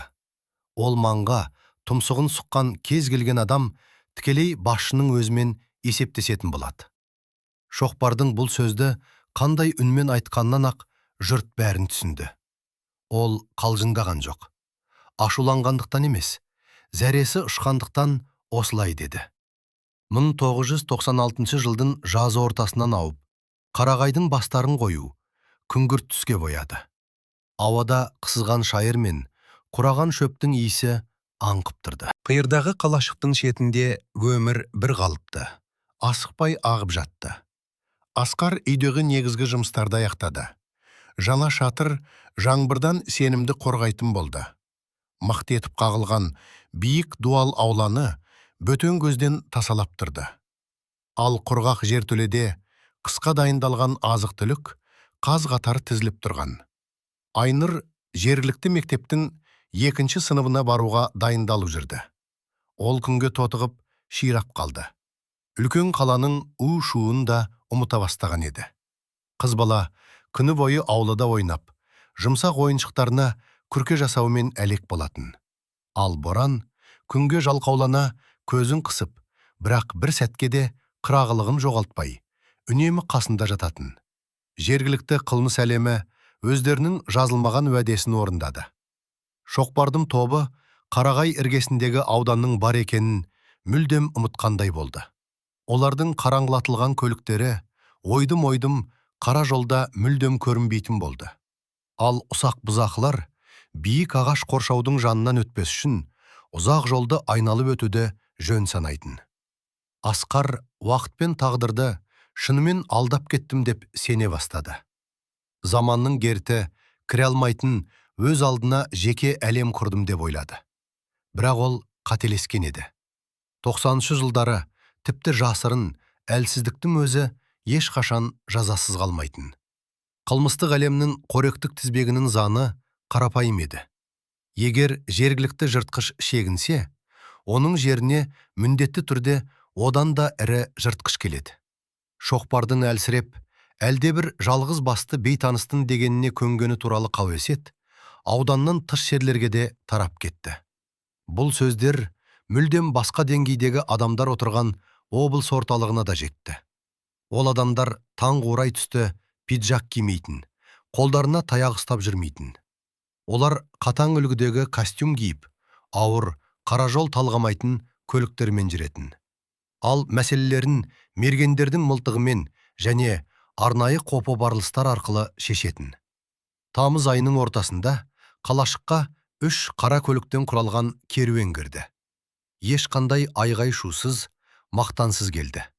Көліктер шоқпардың ойынханасы орналасқан ескі мәдениет үйіне қарай тіке тартты. Басты көліктен белгілі бір ортада Мақсат деген атпен танымал болған адам шықты. Сырт көзбен қарағанда ол қылмыскерге мүлдем ұқсамайтын. Бойы ұзын, сымбатты, шашы ұқыпты алынған. Жүзінде университет мұғаліміне тән ешқандай сезімсіз, сабырлы кейіп бар. Бірақ бұл бейненің артында арнайы қызмет мектебінен өткен және өз дағдыларын қылмыстық олжаны бөлуге жұмсаған аса қатыгез, есепқой қаныпезер жасырынған еді. Оның адамдары көзге түспейтін қараңғы киім киген 7 мығым жігіт. Өте үйлесімді әрі дыбыссыз қимылдады. Бұл көше бұзақылар емес еді. Бұлар үлкен әрі лас ақшаның жолын таңдаған бұрынғы әскерилер, жалдамалы жасақ болатын. Мақсаттың бұл сапары жай ғана қонаққа келу емес. Облыстағы қылмыстық топ осы қалашық арқылы өтетін жолдарды өздеріне бағындыруды ұйғарған. Ол үшін оларға сөзсіз көнетін жергілікті билік керек болды. Ойынханадағы әңгіме өте қысқа болды. Шоқпардың күзетшілерін 10 секундтың ішінде тіпті қару шығармастан етпетінен жатқызды. Жақында ғана өзін өмірдің қожайыны санап жүрген жергілікті топ басшысын Мақсат ойын таяғымен өзі сабап тастады. Ашуға булыққаннан емес, көше бұзақылары мен нағыз күштің арасындағы айырмашылықты көрсету үшін аса суыққандылықпен жасады. Шоқпардың оң қолы жара бұрышта шүберектей бозарып, қозғалуға батылы бармай тұрды. Жазалау аяқталған соң, Мақсат қолдарын аппақ орамалмен сүртіп, былғары креслоға жайғасты. Оған көзден таса, қала шетіндегі тыныш әрі сенімді уақытша орын керек еді. Онда олар өте маңызды бір адамды жасырын ұстауы тиіс болатын. Ол адамды Мақсаттың жігіттері көліктің жүксалғышына салып әкелген. Бұл шетелдік жасырын шоттардың құпия сөзін білетін астаналық ірі бай еді. Мақсат ойын үстелінің үстіне қалашықтың картасын жайып жіберді. Оның саусағы қағаз бетімен сырғып отырып, қаланың ең шетіне, тұрғын үйлер қалың қарағайға тірелетін тұсқа барып тоқтады. Бұл жергілікті зауыт басшысының бұрынғы қараусыз қалған 2 қабатты саяжайы болатын. Ешкім жүрмейтін түкпір. Көршілер аз. Орман арқылы тез шегінуге өте қолайлы жер. Аузындағы қан мен сынған тістерін қымбат кілемге түкірген шоқпар орнынан тұруға тырысты. Оның сіңген көздері облыстан келген қонақтың саусағы қай жерді нұсқап тұрғанын көргенде, үрейден шарасынан шығып кете жаздады. Ол сол жерге бармауын өтініп, ырылдап жалына бастады. Сөзінен жаңылып, әлгі жынданған бұрынғы сарбазбен оның төбеті туралы айта бастады. Бұл адамның жалғыз өзі. Бірде-бір оқ атпастан, оның ең мықты жігіттерін жайратып салып, қатаң күзетілген үйге қалай кіріп келгенін баяндады. Шоқпар, ол жердің қарғыс атқан мекен, өлі аймақ екенін айтып, ол маңға мүлдем жоламауға кеңес берді.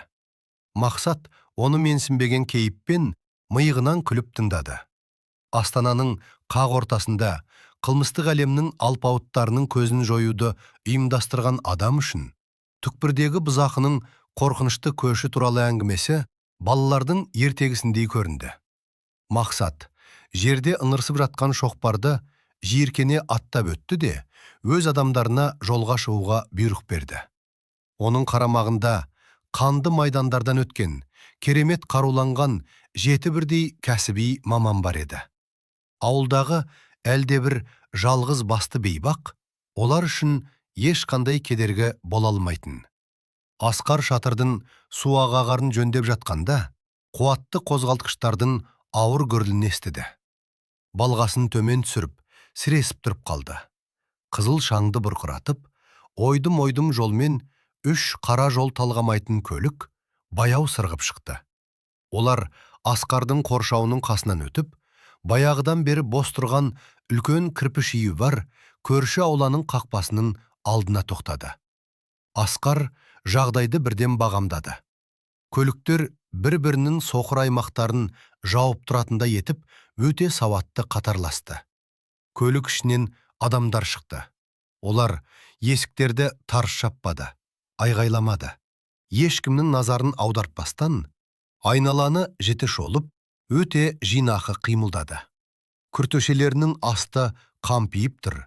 Әдетте қысқа ұңғылы автоматты қаруды дәл сол жерге жасыратын. Келгендердің бірі, жүзінде ешқандай сезім нышаны жоқ ұзын бойлы еркек.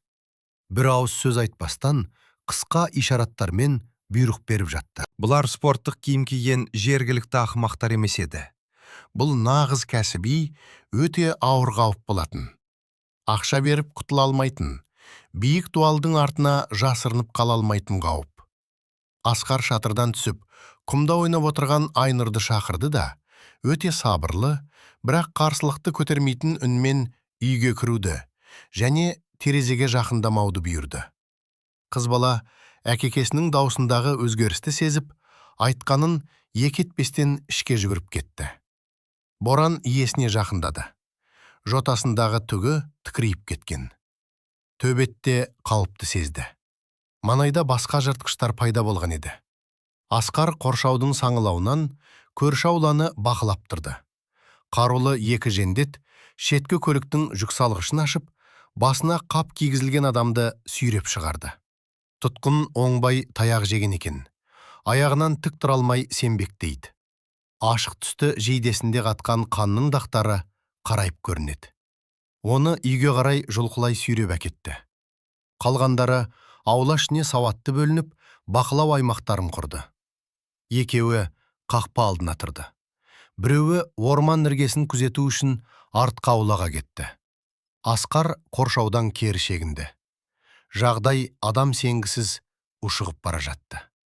Қызы ұйықтап жатқан жерден 10 метр қашықтықта кәсіби қылмыстық топтың уақытша базасы орналасқан еді. Олар тұтқын әкелді. Демек, аумақты өте қатаң күзететін болады. Кез келген кездейсоқ қимыл, немесе күдікті дыбыс, олардың тұтқиылдан шабуыл жасауына түрткі болуы мүмкін. Оның басына келген алғашқы ой, заттарын жинап, Айнұрды ескі көлікке отырғызып, тайып тұру еді. Мына адамдар ісін бітіргенше, 1-2 апта бойы көзден таса болуды ойлады. Бірақ ол бұл ойынан бірден айныды. Қарулы топтың көліктері шығатын жолды жауып тұрған. Заттарын асынып, үйден шыққан кез келген әрекет олардың назарын аударады. Ал кәсіби қаншерлер ешқашан арттарында тірі куәгер қалдырмайтын. Егер олар көршісінің бірдеңе көргенін, не түсінгенін сезсе, аумақты жай ғана тазартып тастайды. Дыбыссыз әрі із қалдырмай. Жалғыз ғана амал қалды. Ол үнсіздік режимі. Айналадағы көрініспен бітісіп кету. Көзге ілінбес көлеңкеге айналу. Күдік тудыратын кішкене де болса, ілік бермеу. Асқардың ғұмырындағы ең ұзақ әрі ауыр 3 тәулік осылай басталды. Үй нағыз қоршауда қалған бекініске айналды. Терезелердің перделері тарс жабылды. Айнұрға, далаға шығуға, теледидар қосуға және қатты сөйлеуге қатаң тыйым салынды. Асқар оған су түбіне жасырынған сүңгір қайық ойынын ойнап жатқандарын түсіндірді. Жаудың құрылғылары оларды байқап қалмауы тиіс деп ұқтырды. Қыз бала тіл алып, сыбырлап қана сөйлейтін, аяғының ұшымен жүретін болды. Бірақ оның жанарына үрей ұялады. Баланың сезімтал жүрегі мұның жай ғана ойын емесін сезіп жүрді. Түн ауған шақта Асқардың көзіне ұйқы келмейтін. Қараңғы ас үйде отырып, көрші ауладан шыққан дыбыстарға құлақ түретін. Ал ол жақтан келетін дыбыстар өте қорқынышты еді. Қараусыз қалған саяжайдың қалың қабырғасынан сағысынған адамның шарасыз ыңырсыған даусы естіліп жатты. Мақсат Байшыкештен өзіне керек ақпаратты қатыгездікпен суыртпақтап жатты. Бұл жан айқайы адамның өзегін өртейтін еді. Бірақ Асқар тісін шықырлата қайрап, қозғалмай отыра берді. Ол бұған араласа алмайтын еді. Бейтаныс жанды құтқарам деп, қызының өмірін қатерге тігуге оның ешқандай құқығы жоқ болатын. Көлеңкеде қалған жан ғана тірі қалады. Күндіз қарулы жігіттер аумақты күзетіп жүрді. Асқар олардың ауысу кестесін, жүру бағыттарын, қимылдарын және оқ ату аймақтарын зерттеп алды. Ол мұны іштей түйсікпен жасайтын. Оның миы әрбір ұсақ түйекті сараптап, тактикалық картаны өздігінен құрастырып жатты. Күзетшілер кешке қарай Мақсат жергілікті шенділермен келіссөз жүргізуге қалаға кеткенде босаңсытын. Оның қоршауы жағын бақылайтын екі күзетші жиі шылым шегіп, өзара әңгімелесіп, қырағылықты жоғалтып алатын еді. Мұның бәрі Асқардың есіне берік сақталды. 4-ші күні жағдай шегіне жетіп, қатты шықты. Көрші үйдегі айғай-шу сап тиылды. Тұтқын не сынып, олардан сұрағанның бәрін берді. Немесе о дүниелік болды. Қарулы жігіттер шегіну бұйрығын күтіп, кәдімгідей босаңсып қалды. Бұл өте жылы, әрі желсіз кеш болатын. Айнұр өз бөлмесінде баяғыда терең ұйқыға кеткен. Асқар қараңғы ас үйде отырған кезде боранда аулаға шығаруды ұйғарды. Төбет 4 тәулік бойы далаға шыққан жоқ. Оған бой жазу керек еді. Боран баспалдақтан жұмсақ түсіп, кешкі ауаны жұта ауланы айналып өтті. Асқар ас үйдің қараңғы терезесінен сыртты бақылап тұрған еді. Оның бойындағы қанын мұздатқан сұмдықты дәл осы кезде байқады. Қоршаудың арғы жағынан, көрші ауланың тұсынан ақырын басқан аяқ дыбысы естілді. Әдетте қақпа түбінде шылым шегіп тұратын Мақсаттың екі күзетшісі бұл жолы бөліп тұрған қоршаудың бойын кексеріп шығуды жөн көріпті. Олардың бірі қасында тыртығы бар арық жігіт көрші аулаға көз тастау үшін ескі бөшкенің үстіне шықтықты. Оның жанары ауланың қақ ортасында тұрған боранға түсті. Дәу төбет, тірі дабыл қаққыш сияқты еді. Күзетшінің қабағы түйіліп, дыбыс бәсеңдеткіші бар тапаншасына қол созды. «Қараша, қандай керемет төбет!» деп ысылдады ол серігіне. «Мұнда біреу тұрады екен. Егер мына пәле үретін болса, бүкіл маңа естиді. Мұның көзін жою керек» деді. Серігі темекісін сорып мырс етті. Оған бәрібір еді. Тыртығы бар жігіт қаруын көтеріп, дәл боранға бағыттады. Асқар есікке қарай атылды. Ойлануға уақыт мүлдем болмады. Баспалдақтан қоршауға дейін 15 метрдей қашықтық бар. Асқар бұл аралықты 2-ақ секундта басып өтті. Ол жүгірген жоқ. Жер бетімен ұшып келе жатқандай еді.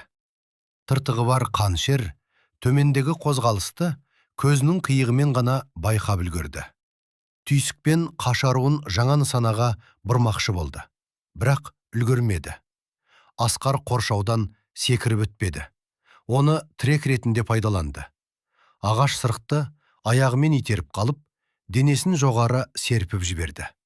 Оның оң қолы Күзетшінің білегін кемір қақпандай қапсыра ұстады. Тұншыққан дыбыс естілді. Дұшпанның қарсылығы лездесінді. Қару жансызданған саусақтардың арасынан ұшып түсіп, қалың шөптің арасына жоғалды. Күзетші айғайлап үлгерген жоқ. Асқардың екінші қолы оның күртешесінің жағасынан қатты жұлқи ұстады. Төмен қарай жасайтын күшті жылқыныс ер адамды қоршаудан асырып, шүберек қуыршақтай лақтырып жіберді. Қатты жерге шүйдесімен сарт ете қалды. Ол сол сәтте-ақ есінен танды. Екінші жалдамалы қаншер өте кәсіби қимылдады. Шылымын лақтырып тастап, қолтығындағы қаруына қол созды. Бірақ Асқар қазірдің өзінде қоршаудың арғы жағына түсіп үлгерген еді. Ол қарсыласына қашықтықты алшақтатуға мүмкіндік бермеді. Алға қарай бір қадам жасап, оқ ататын бағыттан сытылып шықты. Сол қолы жаудың білегін қатты бұғаттап, денесіне қысып тастады. Ал оң қолы алақанның қырымен иегінің астынан қысқа соққы жасады. Күзетшінің басы артқа қарай шалқалап, көздері ағарып кетті. Асқар құлап бара жатқан денені қағып алып, жерге баяу түсірді. Бәрі боран қоршауға жүгіріп жеткенше аяқталып қойған еді. Асқар өз ауласына жұмсақ секіріп түсті. Тынысы қалтты. Тамыр соғысы да бір қалтты. Ол боранға ысқырып белгі беріп еді. Төбет тіл алып, баспалдаққа қайта оралды. Асқар үйіне енді.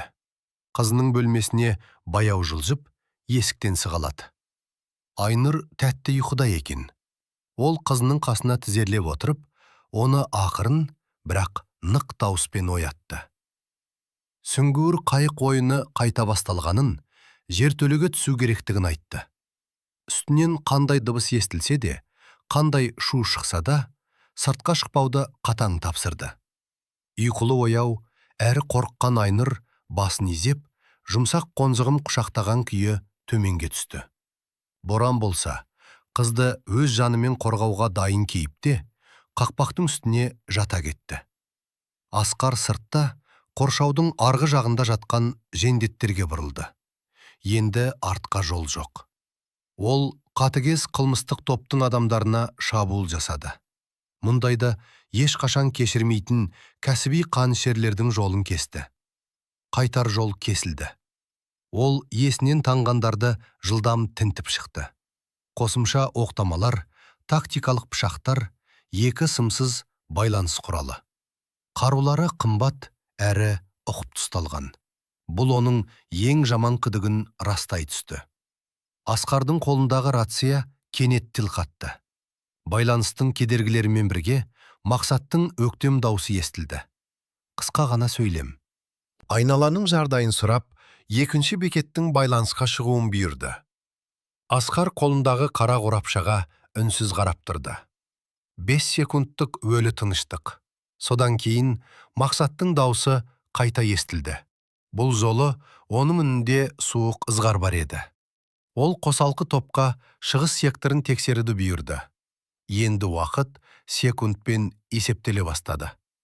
Қарулы топ қоршаудан асып түскенше, оның 5 минуттай ғана уақыты бар еді.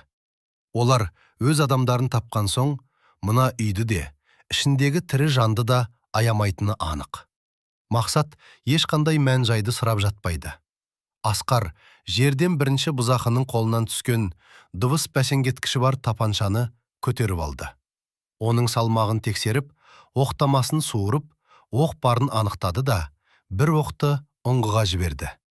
Қолындағы суық темірдің салмағы өзіне тым таныс сезілді.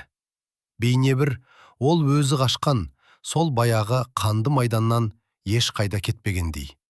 Ол өз үйіне қарады. Онда жер астында оның бүкіл әлемі қызы отыр еді. Ал дәл қазір сол үйге қарай қанішерлер тобы жақындап келе жатты. Асқар баспалдаққа жақындады, бірақ ішке кірмеді. Үй ішінде қорғанушы үшін тұзақпен тең. Жалғыз мүмкіндік соғысты жаудың аумағына ауыстыру. Оларды күтпеген жерден қарсы алу. Ол баспалдақтың ағаш қаптамасының астындағы жасырын орынды ашты. майланған матаға оралған түйіншекті шығарды. Ішінде темірдің көмескі табы жылтырады. Талай қиындықты бірге кешкен жауынгерлік пышақпен екі бірдей жарық дыбыстық граната. Ол бұларды өткен өмірінен естелік ретінде, ешқашан керек болмас деген үмітпен әкелген еді. Үміті сөнді. Асқар пышақты санына байлап, гранаталарды күртешесінің қалтасына салды. Өз үйінің керезелеріне соңғы рет көз тастады. Іштей қызынан алдағы болатын жағдай үшін кешірім сұрады. Сосын бұрылды да, көрші ауланың қоршауына қарай беттеді. Ол қоршаудан еш дыбыс шығармай, жұмсақ секіріп түсті. Дымқыл шөп оның қадамдарын жасырып қалды. Асқар бірден жерге жата қалып, өскен сирең бұтағының көлеңкесіне сіміп кетті. Тынысы бәсеңдеп, жүрек соғысы қалыпқа түсті. Оның бойындағы қарапайым әкеге тән үрей мен сезімдер қоршаудың арғы бетінде қалды. Мұнда, жау аумағында, тек шындалған түйсік қана жұмыс істеп тұрды. Мақсат: шығыс жақты тексеруге жіберген екі жендет өте сауатты жылжыды. Ортадағы қашықтықты сақтап, бір-бірін қорғап келе жатыр. Бұлар қанды майданды көрген, қараңғыда қателесудің бағасы қандай болатынын жақсы білетін жандар еді. Бірақ дәл осы тәжірибелері оларға қарсы жұмыс істеді. Олар қарулы қарсылықты, атысты күтті. Олар атқышты іздеді. Асқар бірінші жауынгерді өткізіп жіберіп, оның бақ ішіне тереңірек енуіне мүмкіндік берді. Оның басты нысанасы соңғы адам. Жер бедерінің кегіс еместігінен жендеттердің арасы алшақтаған сәтте, Асқар жасырынған жерінен жылдам атылып шықты. Сол қолмен соңғы адамның иегінің астынан орап, дыбыс шығармас үшін кеңірдегін қатты қысты. Ал оң қолындағы ауыр пышақтың сабымен желкесінен дәл соққы берді. Жендет сол сәтте сұлап түсті. Екінші жауынгер бірдеңенің дұрыс еместігін сезді. Көп жылғы соғыстан қалған жабайы түйсік оған белгі берді. Ол дыбыс бәсеңдеткіші бар автоматын кезеп кілт бұрылды. Бірақ Асқар қазірдің өзінде тік тұрған еді. Қолында ол жаланған тапанша жылтырады. Ол басына немесе кеудешесіне көздеп жатпады. Құрғақ жөтел сияқты бәсең дыбыс естілді. Оқ жауынгердің иық буынына тиді. Қару жансызданған саусақтардың арасынан түсіп кетіп, қол салбырап қалды.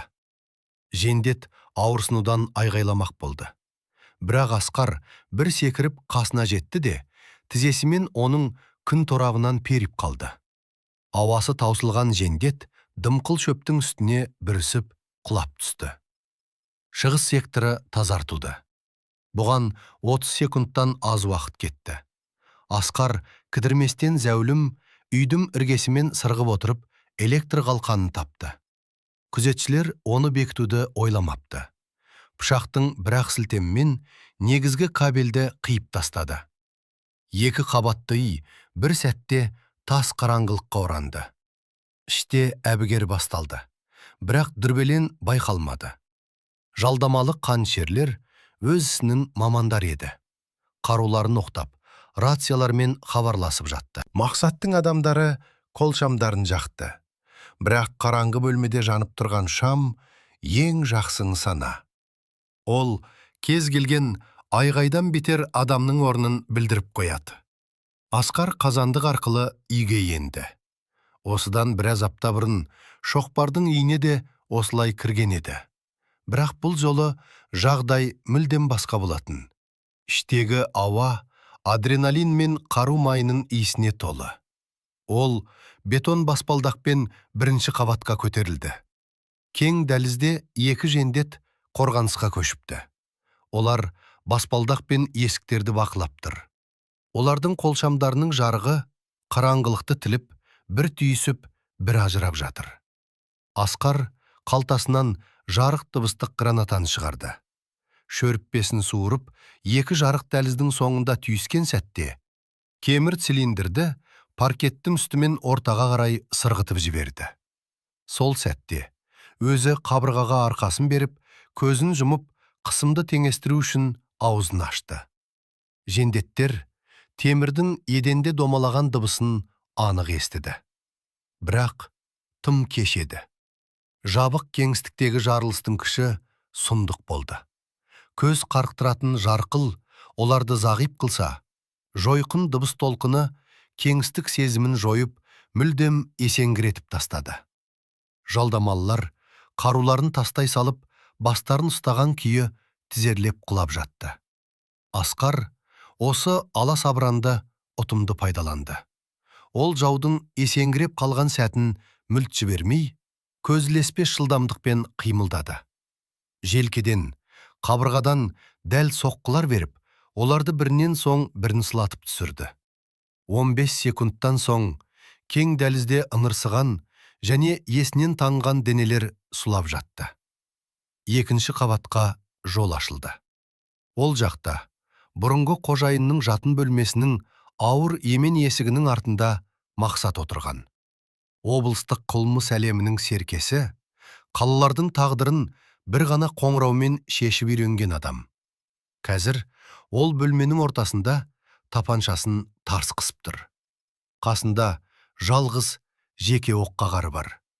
Бұрышта орындыққа байланған таяқ жеген байшыкеш ақырын қынсылап қояды. Мақсат төмендегі жарылысты естіді.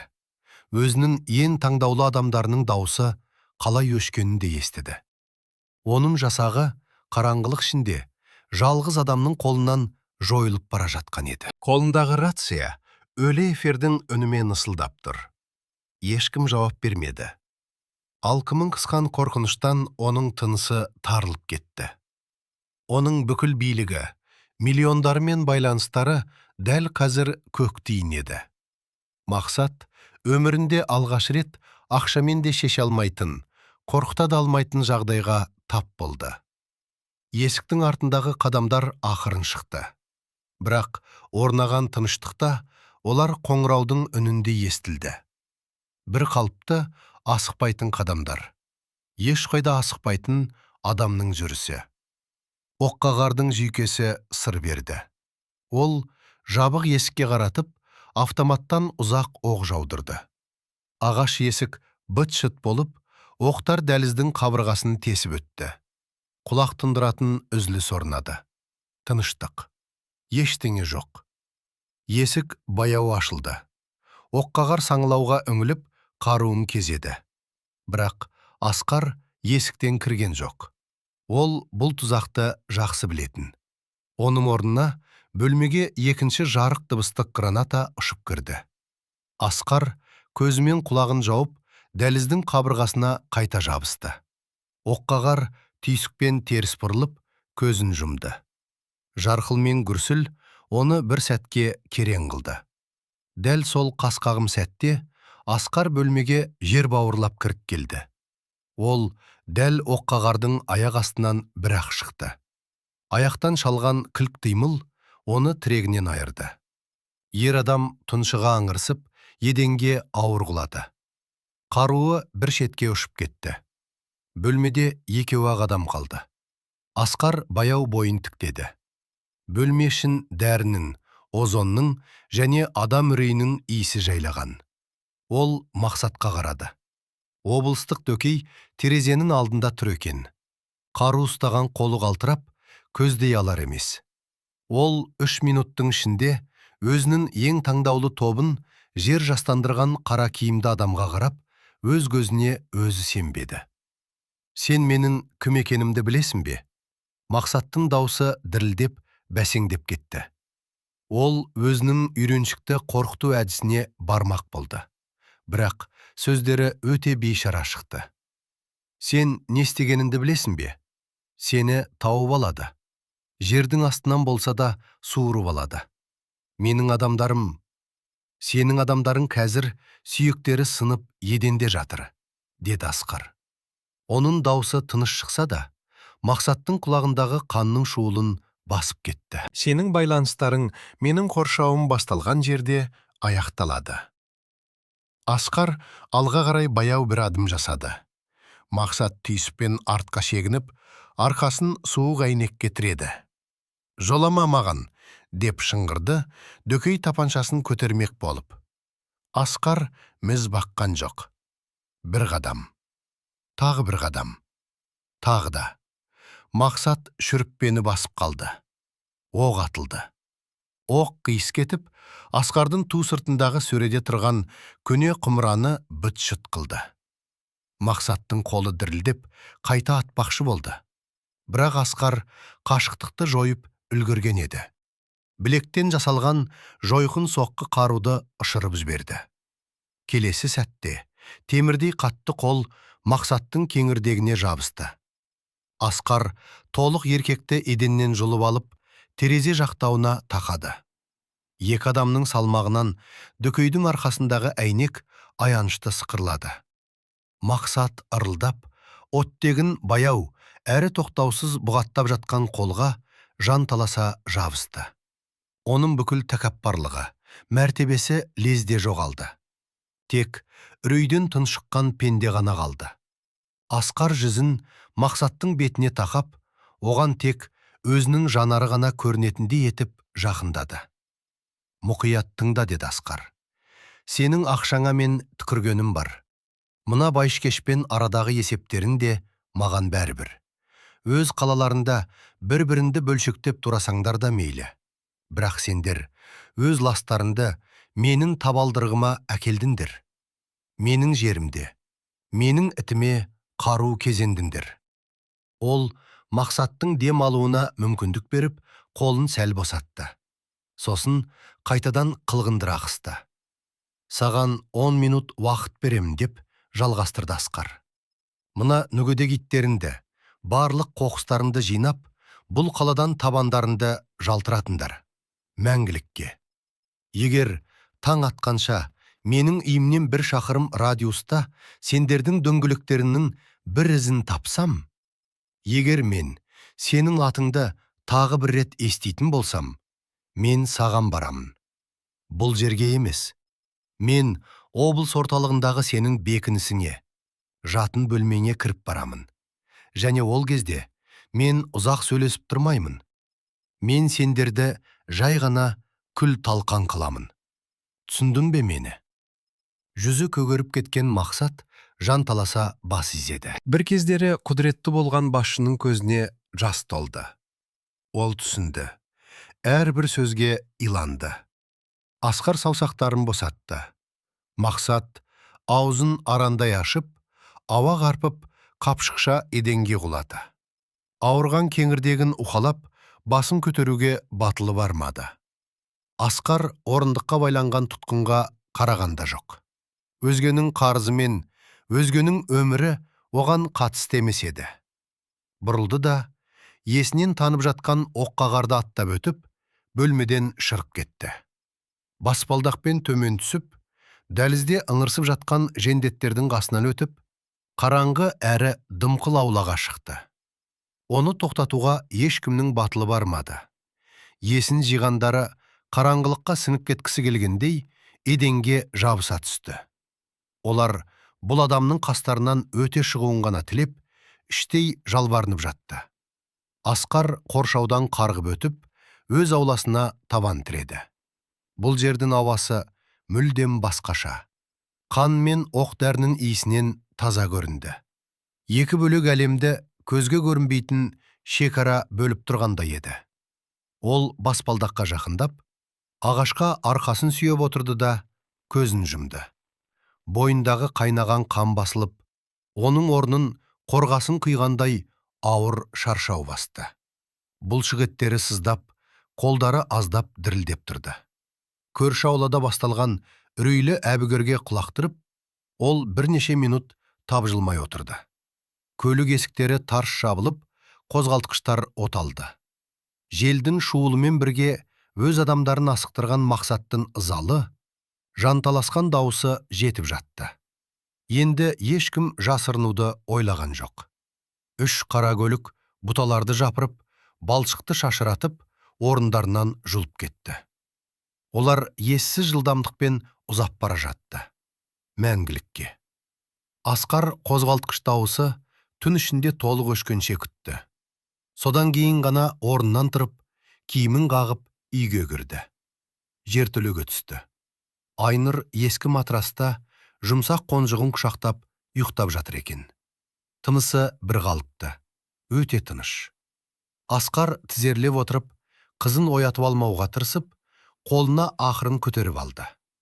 Қыз бала ұйқылы ояу күрсініп, әкесінің иығына тығыла түсті. Дәл осы сәтте оның бойын түні бойы құрсаулап тұрған қатаңдық қабығы сетінеді. Кеудесінде жылы, әрі тірі бір сезім, бір жарды. Осының бәрі тек соның амандығы үшін жасалған еді. Ол қызын жоғарыға алып шығып, жылы керуетіне жатқызды да көрпемен қымтады.